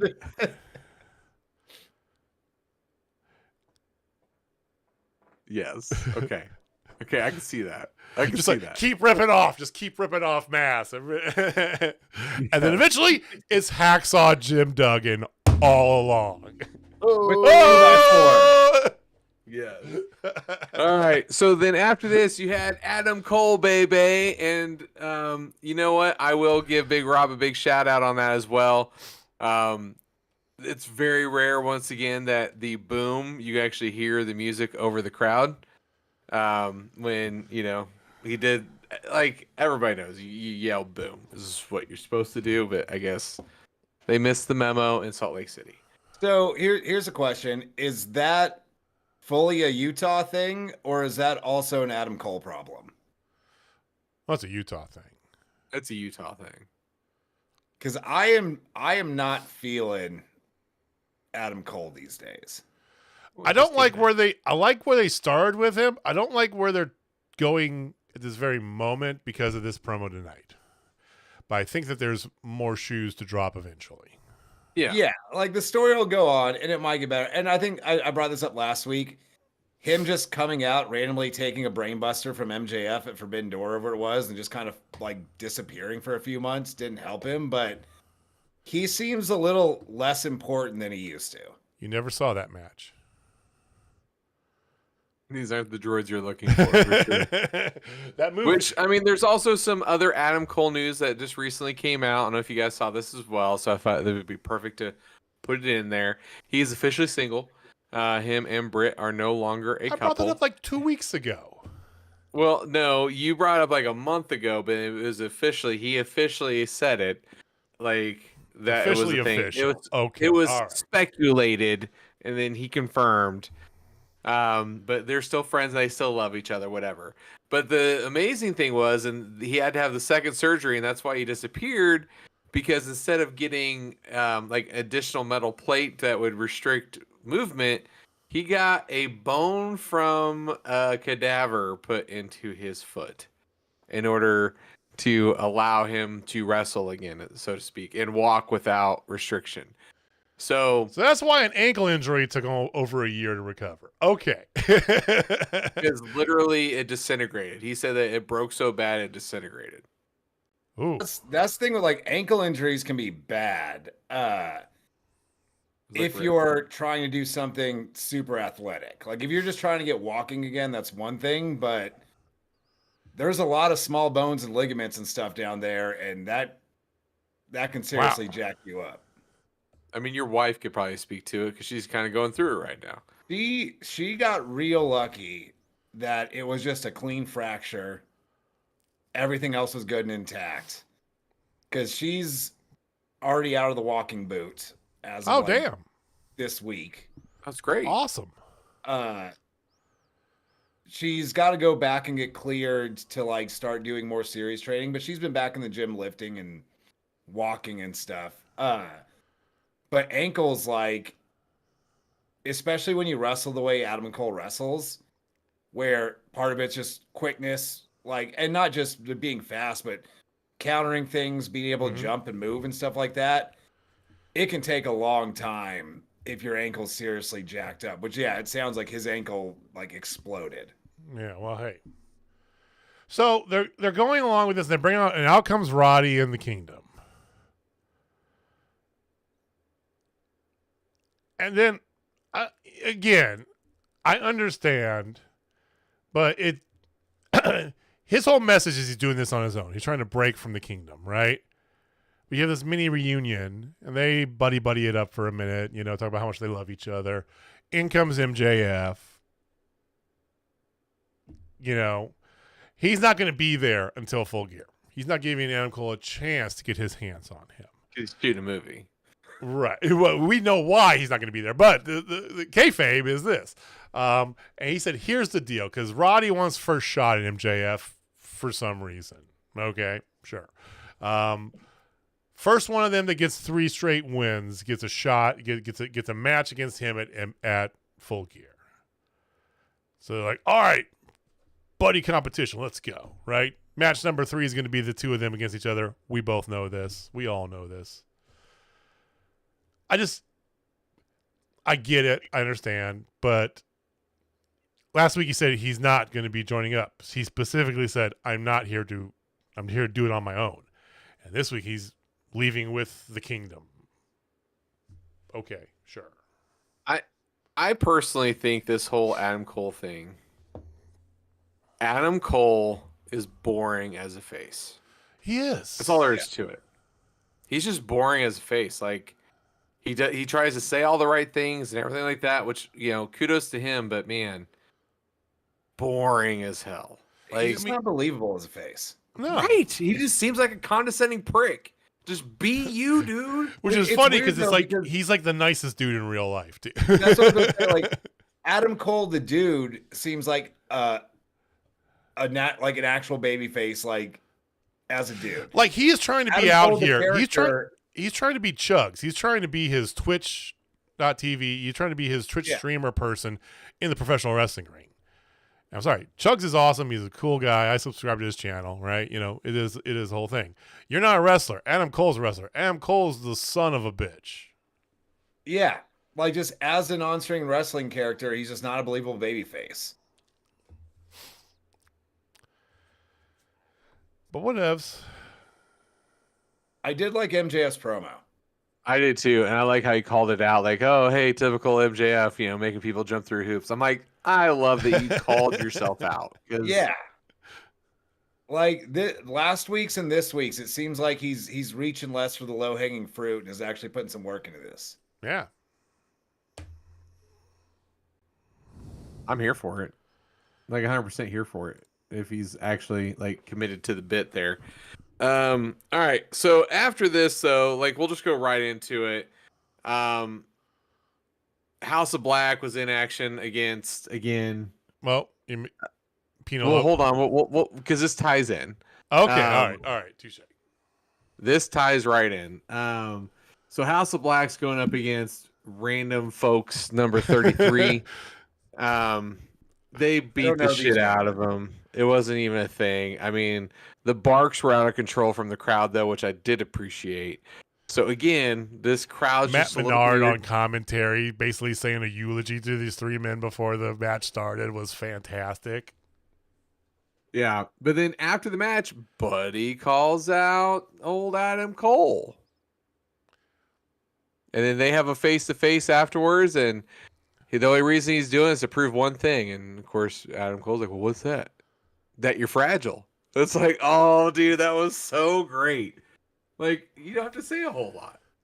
See, I saw that and immediately wanted Buddy Matthews to squash Adam Cole. I want that. I kind of want that too. I like this is my favorite. Like House of Black, people complain, "What are you doing? You're wasting Malachi." What? He's got freedom to create his character, and his character and his group is basically just the anarchy assembled. Yeah, come in, fuck shit up, sprinkle some black magic, run away. Right? I love it. It doesn't need to make sense to be good. I am hoping sooner rather than later we get House of Black and the non-Mox BCC guys for the trios titles. Get it back where it belongs. Like, you can turn House of Black face. They've been kind of just like chilling on Collision for quite some time. Have them stand up to the BCC and give us a trios title match. Well, they're not. I'm in. I mean, technically, they're not either. Yeah. They're just been the House of Black. They're just kind of out there, right? This is just these three occult guys come up. Sometimes with a little girl, with a little short woman. I hope Julia comes back. I loved her with the House of Black. They're not face or heel, to be honest, though. They're just kind of there. Which is and you can make them mega faces in an instant by having BCC coming down to the ring to beat someone up. All of a sudden the lights go out, and then there's the three of them popping up to kick some ass. I'd be here for that. Yeah, tell me where I need to sign up for that. You're not wrong, Heather. It is a Norwegian black metal band that wrestles. It's him. You remember them. All right, so now let's just take just a quick little baby rewind back. You had a video package from Penelope talking about why she went after Jamie Hayter, and then Jamie Hayter, of course, responds in her Carol Brady outfit that she was rocking,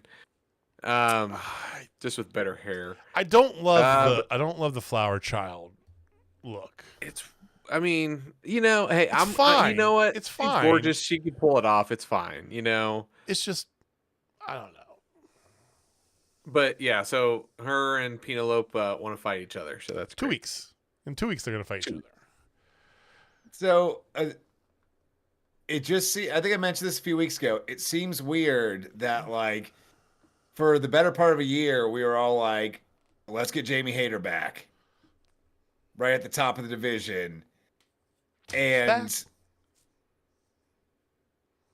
nothing. I think you gotta wait for Tony to get the belt back, and then you get those two. I don't think you necessarily have to. She could be challenging Mariah. Yeah, but at some point. She never lost it. Tony never lost it. They had that whole thing, and yeah, but like, you've already kind of squandered the novelty of the return. Like, the return pop's always huge. You did that on a pre-show, and then she went into a little thing with Saraya for a while. Now Penelope, who's been gone for 2 years or something like that.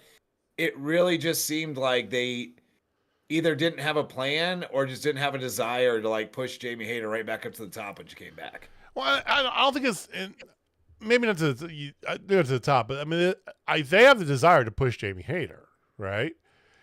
She's the one who got the actual live TV time tonight. Case in point. Okay. I feel like I just don't feel they're doing it right. I feel like they're going too slow to get her in the picture. I feel like I understand that what their thought process is to ease her into it and get her back around. Not knowing what the word momentum means, that's not the correct thing to do with it, right? She still got a great pop, even though it was on the pre-show, right? It was at the end of the pre-show, it was right before it. So most people were there. She got a big pop, But yes, it was on the pre-show of the pay-per-view. Okay, cool. Whatever, right? And there was a story behind why she's going after Saraya. And yes, it makes sense. And technically, Toni Storm is part of that group, to Jamie's point, right? So, yes, I do get that. I don't care, you know? It's like, you're trying to make Anna Jay a thing, and I appreciate that, like I said earlier.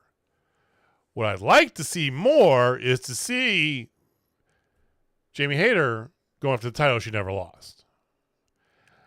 And she doesn't have to win it back. There can be a bunch of nefarious shit that happens that keeps preventing her from winning that title. That just adds fuel to her fire, right? Mm-hmm. You know what I'd like to see? Kind of just reset the women's division a bit. Give us a women's Continental Classic this year. Oh, I like that. Yeah. You don't have to introduce a new title. You could find some storyline way to put one of the two women's titles you have on the line for it. Or make it them more or contender. Even a shot at the AEW. But you've got enough talent in the division. Give us a women's Continental Classic this year. Yes. Tony? I'm in. Do it. Do it. Yeah. So speaking of women, so let's go ahead and get in that women's match. Kamille versus Queen Aminata. So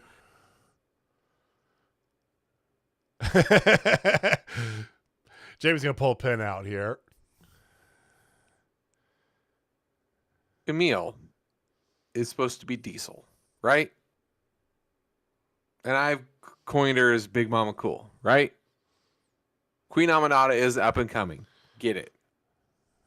This is where you take the opportunity to absolutely demolish Aminata and make Kamille look like some unstoppable force.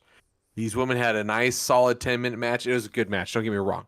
I actually enjoyed what I saw, but I was pissed off that it wasn't like a 3-minute match of just Kamille hitting every damn move that she possibly could just to make her look like some unstoppable force, which would then in turn make Kris Statlander look good when she's able to stand up to that. You know, so I felt like this was. I'm gonna disagree with you on that. Ooh. I had actually never seen Kamille wrestle until tonight. Oh. She looked a little rusty, a little sloppy. Now they did pick it up the last quarter of the match. The crowd got into it towards the end and stuff. Like not bad, but the early goings were a little off. And I think if you were trying to make her be like an unstoppable monster, the second you see your unstoppable monster stumble on a head scissors and fall over, the gimmick's gone. Like, that takes away. I like the idea of Kamille being big, but also beatable. I don't think she needs to be an unstoppable monster. I think she's a very good asset to the women's division if she's not that. Because I think if you make someone an unstoppable monster, they are only that until they're built up to be stopped by someone. And we see it in wrestling all the time. Then they're nothing. What was Satnam Singh doing tonight? Just standing out in the parking lot. didn't even come down when the BCC finally showed up, which we'll get to later. Wrestling has a long history of monsters that are just built up until they eat that loss, and then they're kind of nothing. I enjoyed Kamille more as like she's still the muscle for Mercedes, but she's not unstoppable. And that also, I think if she would have trucked Aminata this week, I think you're kind of booked into a quarter next week with her and Stat. Now going into next week, I think that match could go either way. Now I find it believable that Statlander could beat Kamille next week. See, and I disagree with that last part of what you said there. And I think more about that is, and my take on this whole thing is more about Queen Aminata last week had a match against Mercedes Moné. And it was a very good match. Yeah. And she had good opportunity in that match, right? I don't disagree that it maybe not should have been a total squash. But are you pushing Queen Aminata to the top? Because the one who's in the storyline here is Kris Statlander. So I'm just a little confused booking-wise where you're going with this, because She's had 2 matches against the same mini faction of women in 2 weeks. Lost them both. Looked very good in both, though. Nobody on this dais believes she's getting a title shot, realistic title shot. She might get one, but a realistic title shot anytime soon. I'm just confused by that. I think it would have served better to have Kamille beat her in maybe not a total squash, but a convincing manner, because we haven't seen a ton of her wrestle, right? We know what Kris Statlander is. Kris Statlander ended Jade Cargill's undefeated streak, right? Kris Statlander, just start listing off shit left and right? We know what we're getting with Statlander, right? We've only seen a few Kamille matches. So to Jamie's point, you make her the she-diesel. That didn't sound right, but it kind of did. The diesel. Right? The she-sol. Oh, God, that's terrible. The diesel. Thank you. Thank you for saving us here. The diesel. Okay. Then I think you got apples to apples, right? Right now it's whatever, but I think that's how you would have made it even pop even more. That's my take on it. See, maybe they're building up Amanat a little bit. They're making Kamille not look unbeatable. So now they have parity among a dozen of their women wrestlers, which a dozen is exactly what you need for a women's Continental Classic tournament this year. Well, maybe they're just kind of putting everyone on an even playing field so they can fill out those brackets. Yeah, but Heather, I think Heather hits the nail on the head better than any of us here. She says, I feel like Tony gets distracted with the women's storylines. Like, ooh, I like her. Ooh, no, I like her. Right? Yeah, I think that's fair. And then every 6 to 9 months, he goes back to Anna Jay for a couple weeks. Yeah.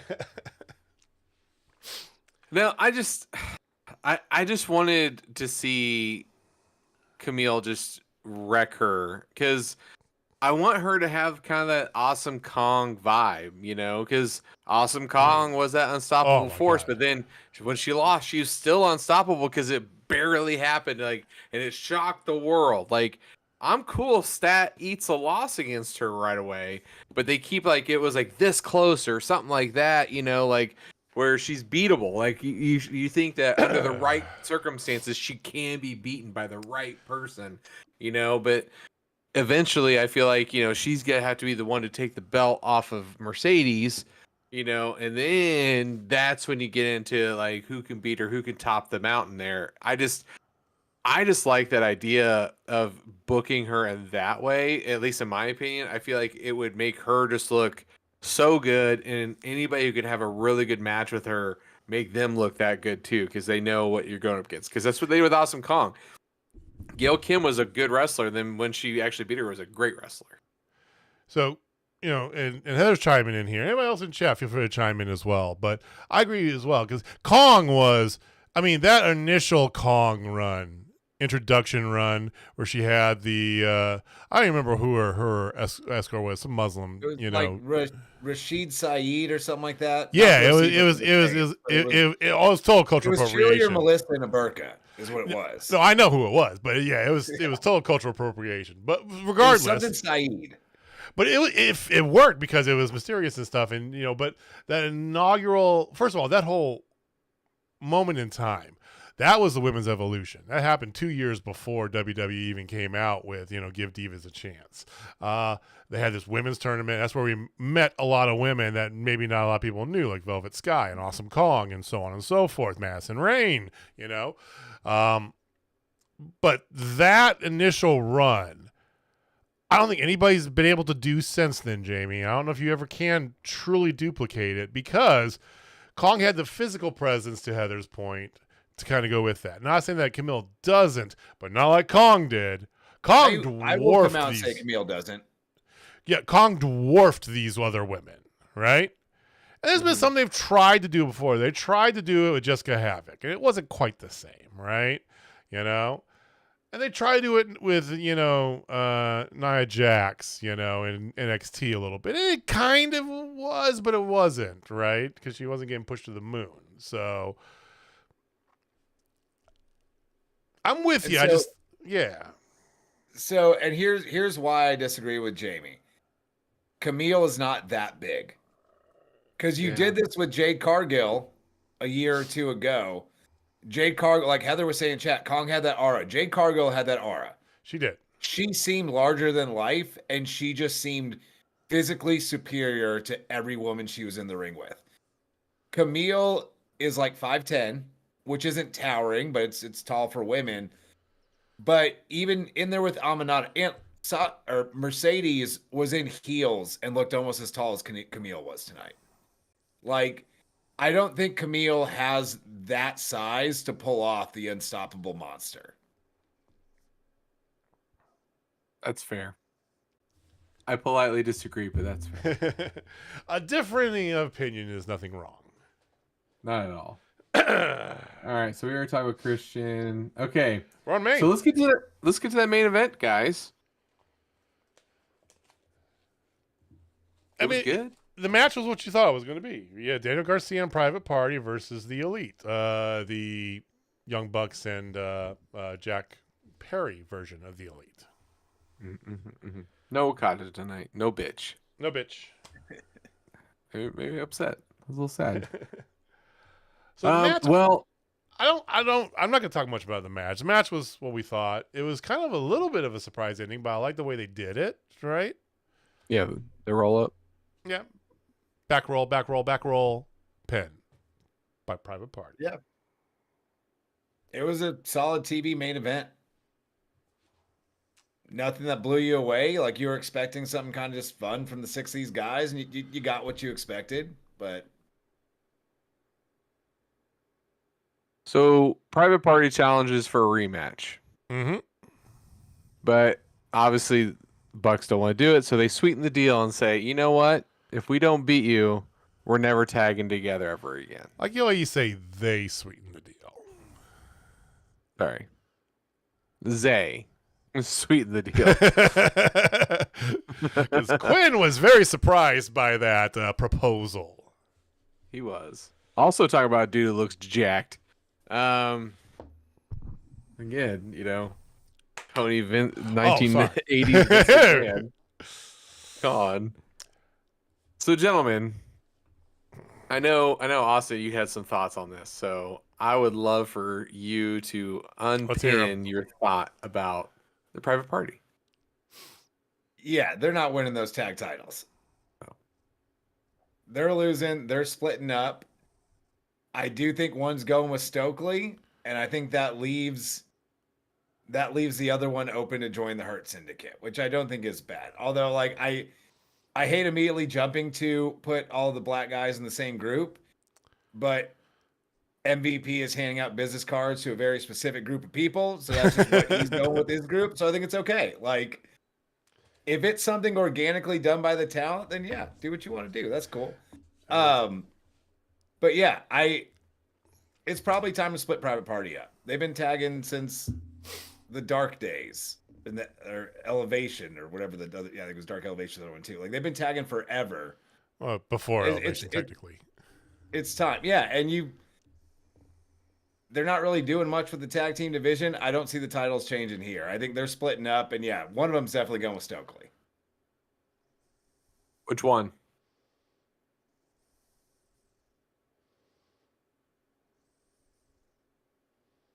There's only two. You got a 50-50 shot here, Austin. I know. I'm trying to think. Like you didn't know this question was coming. I think Isaiah Cassidy is going to end up with the Hurt Syndicate. Big Rob just said it in the chat as well. All right, so Quinn. Yeah, I think Quinn's going to end up with Stokely. And I like the idea of him going with Stokely first. And then MVP swooping in and being like, you're all alone now, man. Come to the family. Okay. I agree with that 150 million%. I disagree. Ooh. Here's why. That makes a lot of sense. A lot of the writing is on the walls for that. That's why that's not going to happen. B, especially with some of the other shenanigans afoot here in AEW, there is a common thread that people have attempted to tug on, but it has not budged at all. And that is the Elite's seemingly complete and utter indifference to another group of individuals who they at times have feuded with in the past, completely running roughshod on their company. They, at some point, will get in this ruckus, one side or the other. What doesn't need to be there for them to have as they're going through this partaking of ruckus? A couple tag team title belts. I think that it might even serve their story better getting involved with this.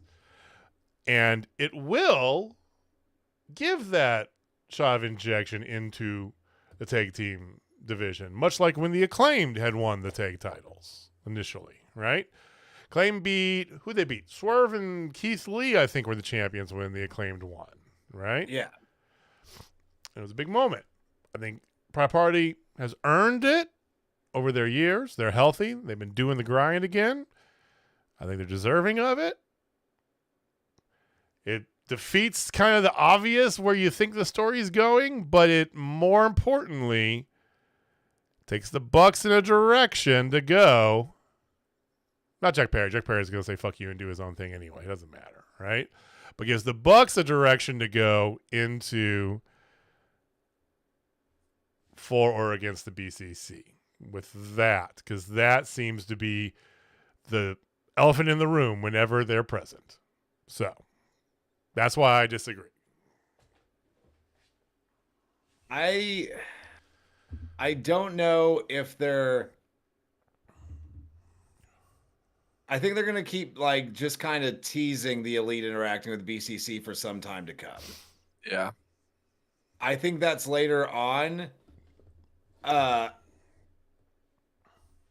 don't know if they're dropping the belts just yet. Like I would like to see them drop the belts before getting involved with the BCC. Mm-hmm. I just don't think they're going to drop into Private Party first. I think they're probably going to drop into Full Gear. Don't know to who, but... Well, we don't know when this match is going to take place, for what it's worth. Oh, I thought they had said it was going to be in like 2 weeks or so. I could be wrong on that. No, the only match I'm sure of got announced for 2 weeks was Jamie Hayter, Penelope Ford. Yeah. Yeah, they announced Mariah May and Anna Jay for like Collision in a week or two. I think a week from Saturday. It doesn't look good for Anna Jay. Okay. Did it ever? Come on now. Did y'all at least give her a Dynamite title shot? Come on, Tony. Come on. It was earlier in the show. They did the rundown of where they're doing TV from the next few weeks with like a match announced for like. They're announcing a lot more stuff like 2 weeks out. Well, which I good, kind of like. I like that too as well. Yeah. It just sets up stuff more a little bit long term. That sounds like a Jeff Jarrett influenced decision. I just like the little promo package about, hey, we're coming to your town with TV. Here's what you're going to see. That just felt old school pro wrestling to me. Yeah. I enjoyed that. Mm-hmm. So anyway, okay. So that all aside, Elite scamper off, which cuts us out to the outside, Jamie. That's where we left off. Yeah, the truck rolls up. Everybody's ready to attack everybody in the truck. And only Marina Shafir is in the truck. So all those cutscenes of all the truck full of everybody, empty other than the driver. And then everybody... Which nobody did shit. And Marina's beating up at least 2/3 of those men out there. Yeah. She's China. Like, and they are building her as China. They're doing great with her. But yeah, so then here comes Wheeler and Claudio, and I didn't see Pac. Pac wasn't there tonight. Yeah, I didn't think so. And So they come out, they start attacking Private Party, and then here comes all in black and like ski mask, everything is whatevs, Mox dragging Chucky T in there, and then Wheeler was going to break his ankle, which was already broken, which I thought was kind of irony. But then Claudio snatches the chair away and puts it over Chuck's neck, and then stomps on it to break his neck, if you will. Gentlemen, Wheeler looked visibly disgusted by those actions. Everything that BCC's been doing, yes, it's an assault on AEW.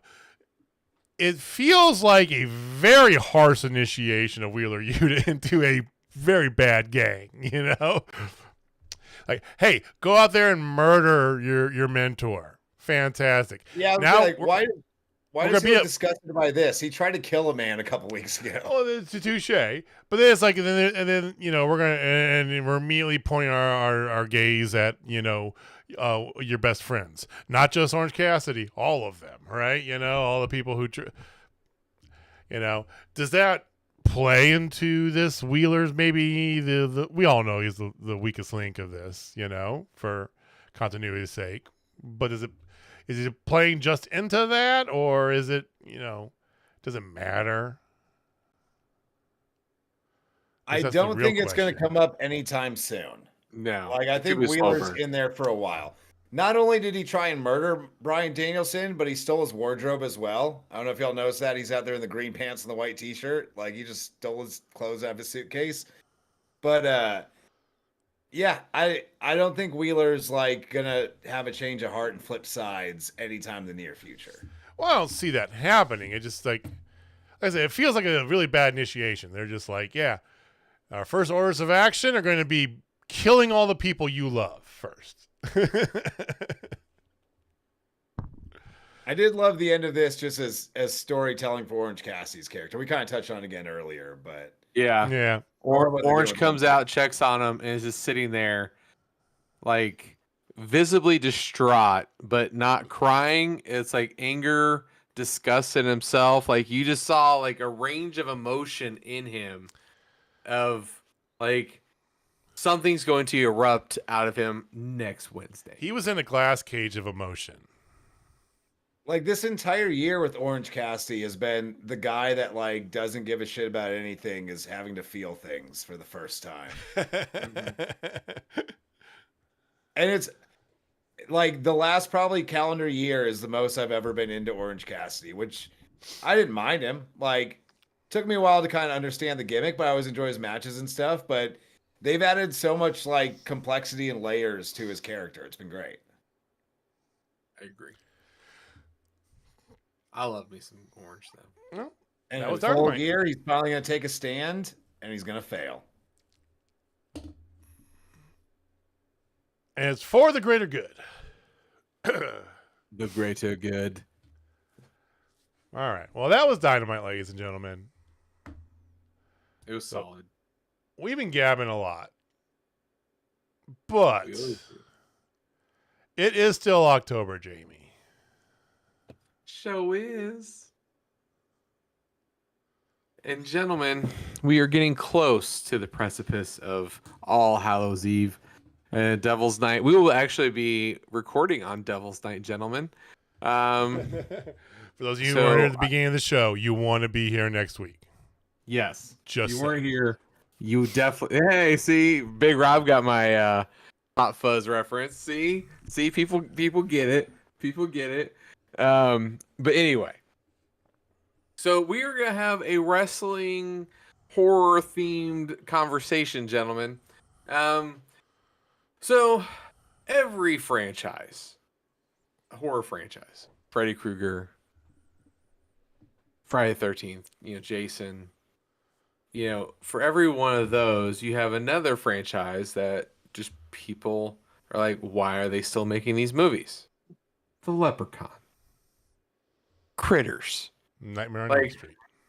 No, that's so good. You can't mess with perfection. Actually got really good with towards the end when they did the New Nightmare. New Nightmare was like one of my favorites. New Nightmare. Sorry, I took you off track. Let's go. Yeah, but anyway.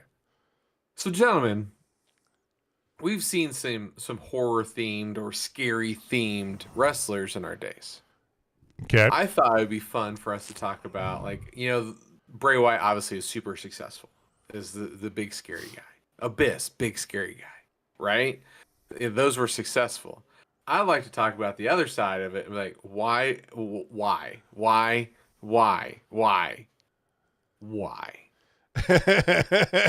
The B movie wrestling gimmicks, basically. The ones that horror. Oh yes. Gimmicks. Okay. Good luck. I don't know if you classify this as horror, or at least scary. Some kind of scariness. I'll give you that. Okay. It just was dumb. And this is a person who tried to impale people during and after matches. At one point in time, youthful JJ even said to his mother and father, "Isn't that attempted murder? Why is that man not in prison?" Okay? I see the Undertaker. That's because he's a giant fuck-ass Viking that has come back and gone by the name of Berserker. Huss! I don't know if that counts for horror. Huss! I don't know if it counts as horror. I mean, Horrible? Fairly scary. Horrible? Yes. By far one of my least and I love Viking shit. I mean, I've got a fucking Viking-esque tattoo on my goddamn shoulder, for God's sake. I mean, I love... That was bad. If I'm not mistaken, I think Berserker's in prison now or something like that. Wouldn't surprise me. Not for stabbing a guy, though, which is ironic. Would have fit. You killed the guy once. I don't think that counts as horror, but I think this one does. How about the Yeti? Oh, that's a good one. Oh, God. But they called him a Yeti, but he was dressed like a mummy. I do remember that. That was... And he came out, and him and... I can't remember if it was him and the Giant or him and Earthquake just like double bear hugged Hulk Hogan. And it was the most awkward looking thing that's ever happened in a wrestling ring. The Yeti was a good one. I didn't think this was bad, but it didn't last super long. It didn't go super well. I will always be a fan of Papa Shango. I love Papa Shango. I don't think that flopped. I don't think that was... to Jamie's point, it did a bit, yeah, because it didn't last very long. I'll give you that, right? Yeah. It's kind of like you can't say the Boogeyman because the Boogeyman, or can you? That's mine. That's who you're going with. All right. I think that counts. I stole Jamie's thunder. Jamie, go. Boogeyman all day, every day, hustling to get paid. That dude just shows up eating worms, puts on mediocre matches at best. And then he'll show up every now and again just because. Like, I don't get it. I don't get him. I don't get his gimmick. It's like, you're not scary. You're just weird, dude. Like, you're just like, you're the guy who's like, hey, I'll do anything for $50. Like, that's that guy. You know, like, you have that one friend, like, you give him enough beers, he'll do anything. He'll set his own leg on fire just for fun. You know, like, hey, money's money. That's that guy. The Boogeyman might have been a bit of a flop, but he did have a WrestleMania backstage segment with future President of the United States, Donald Trump. I mean, and Donald Trump no-sold him. And he had longevity. I mean, I think up until about 6 or 7 years ago, they were still pulling out the Boogeyman from time to time. See, exactly. He's critters, man. Like, why? Why am I still seeing the Boogeyman on my TV? He showed up a few times when I was working for Booker T down in Houston, because him and Booker are friends. He worked a few shows down there. Okay. Nice guy. I do have one more, and this is not an actual wrestler. Oh. This is a match. Okay. A literal Chamber of Horrors match. Which was anything but horrifying, but I personally enjoyed it. They electrocuted Abdullah the Butcher. Yeah, they did. True. They did. It was so goofy, which is why I love it. I got one. One final one, okay? And I don't remember the name exactly, so if I butcher this, please correct me, either one of you. Correct answer, Shockmaster. I almost said Shockmaster. I was gonna go there, but that's on a different level. That's not even trauma. That's on a whole nother level out there. All right. Remember when ECW came back? Like when they relaunched after the one night stand was amazing, and there's the final because it's meant to be like the final. Yeah, when Kelly was like their stripper. Yeah, Kelly was like she was kind of tease. She was the tease, and and CM Punk was whatever, right? Remember the vampire Kevin Thorne? Yeah, with Shelly Martinez. Shelly Martinez was fantastic, right? I love Shelly Martinez. It was like Kevin Thorne, wasn't it? No, yeah, it's Kevin Thorne, and she was Ariel. Yeah, she was Ariel. Yeah. She was good.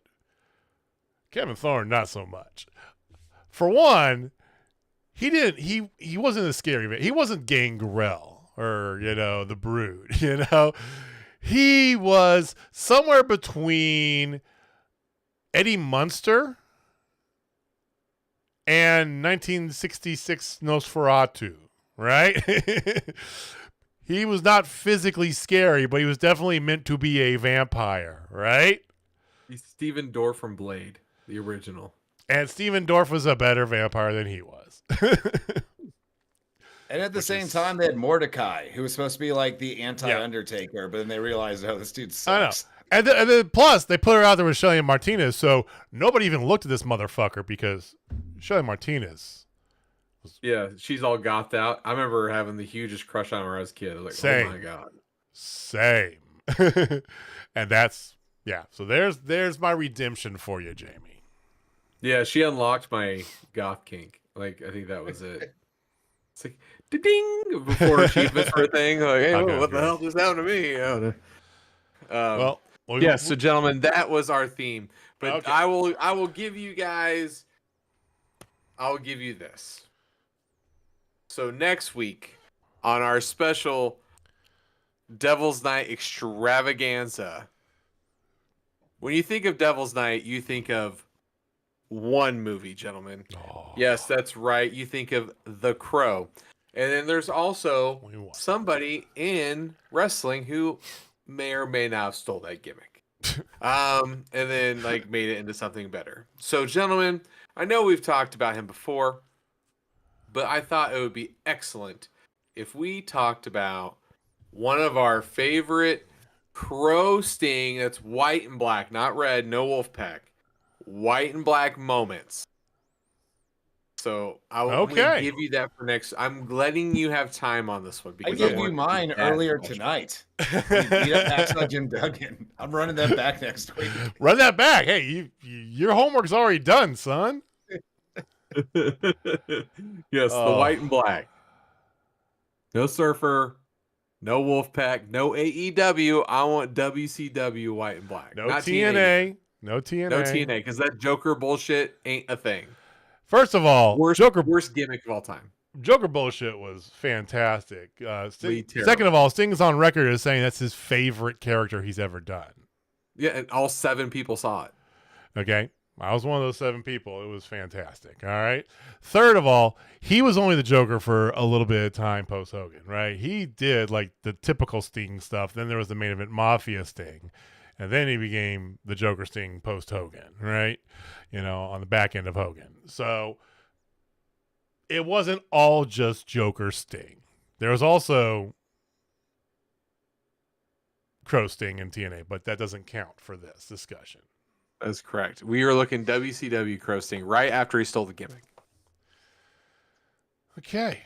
Well, boys, before we go, one last little thing. Are you ready for some football? I've been ready for some football. Yeah. I mean, Jayhawks actually won one.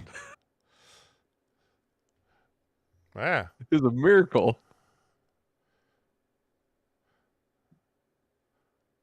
I have to pick. There we go. Sorry.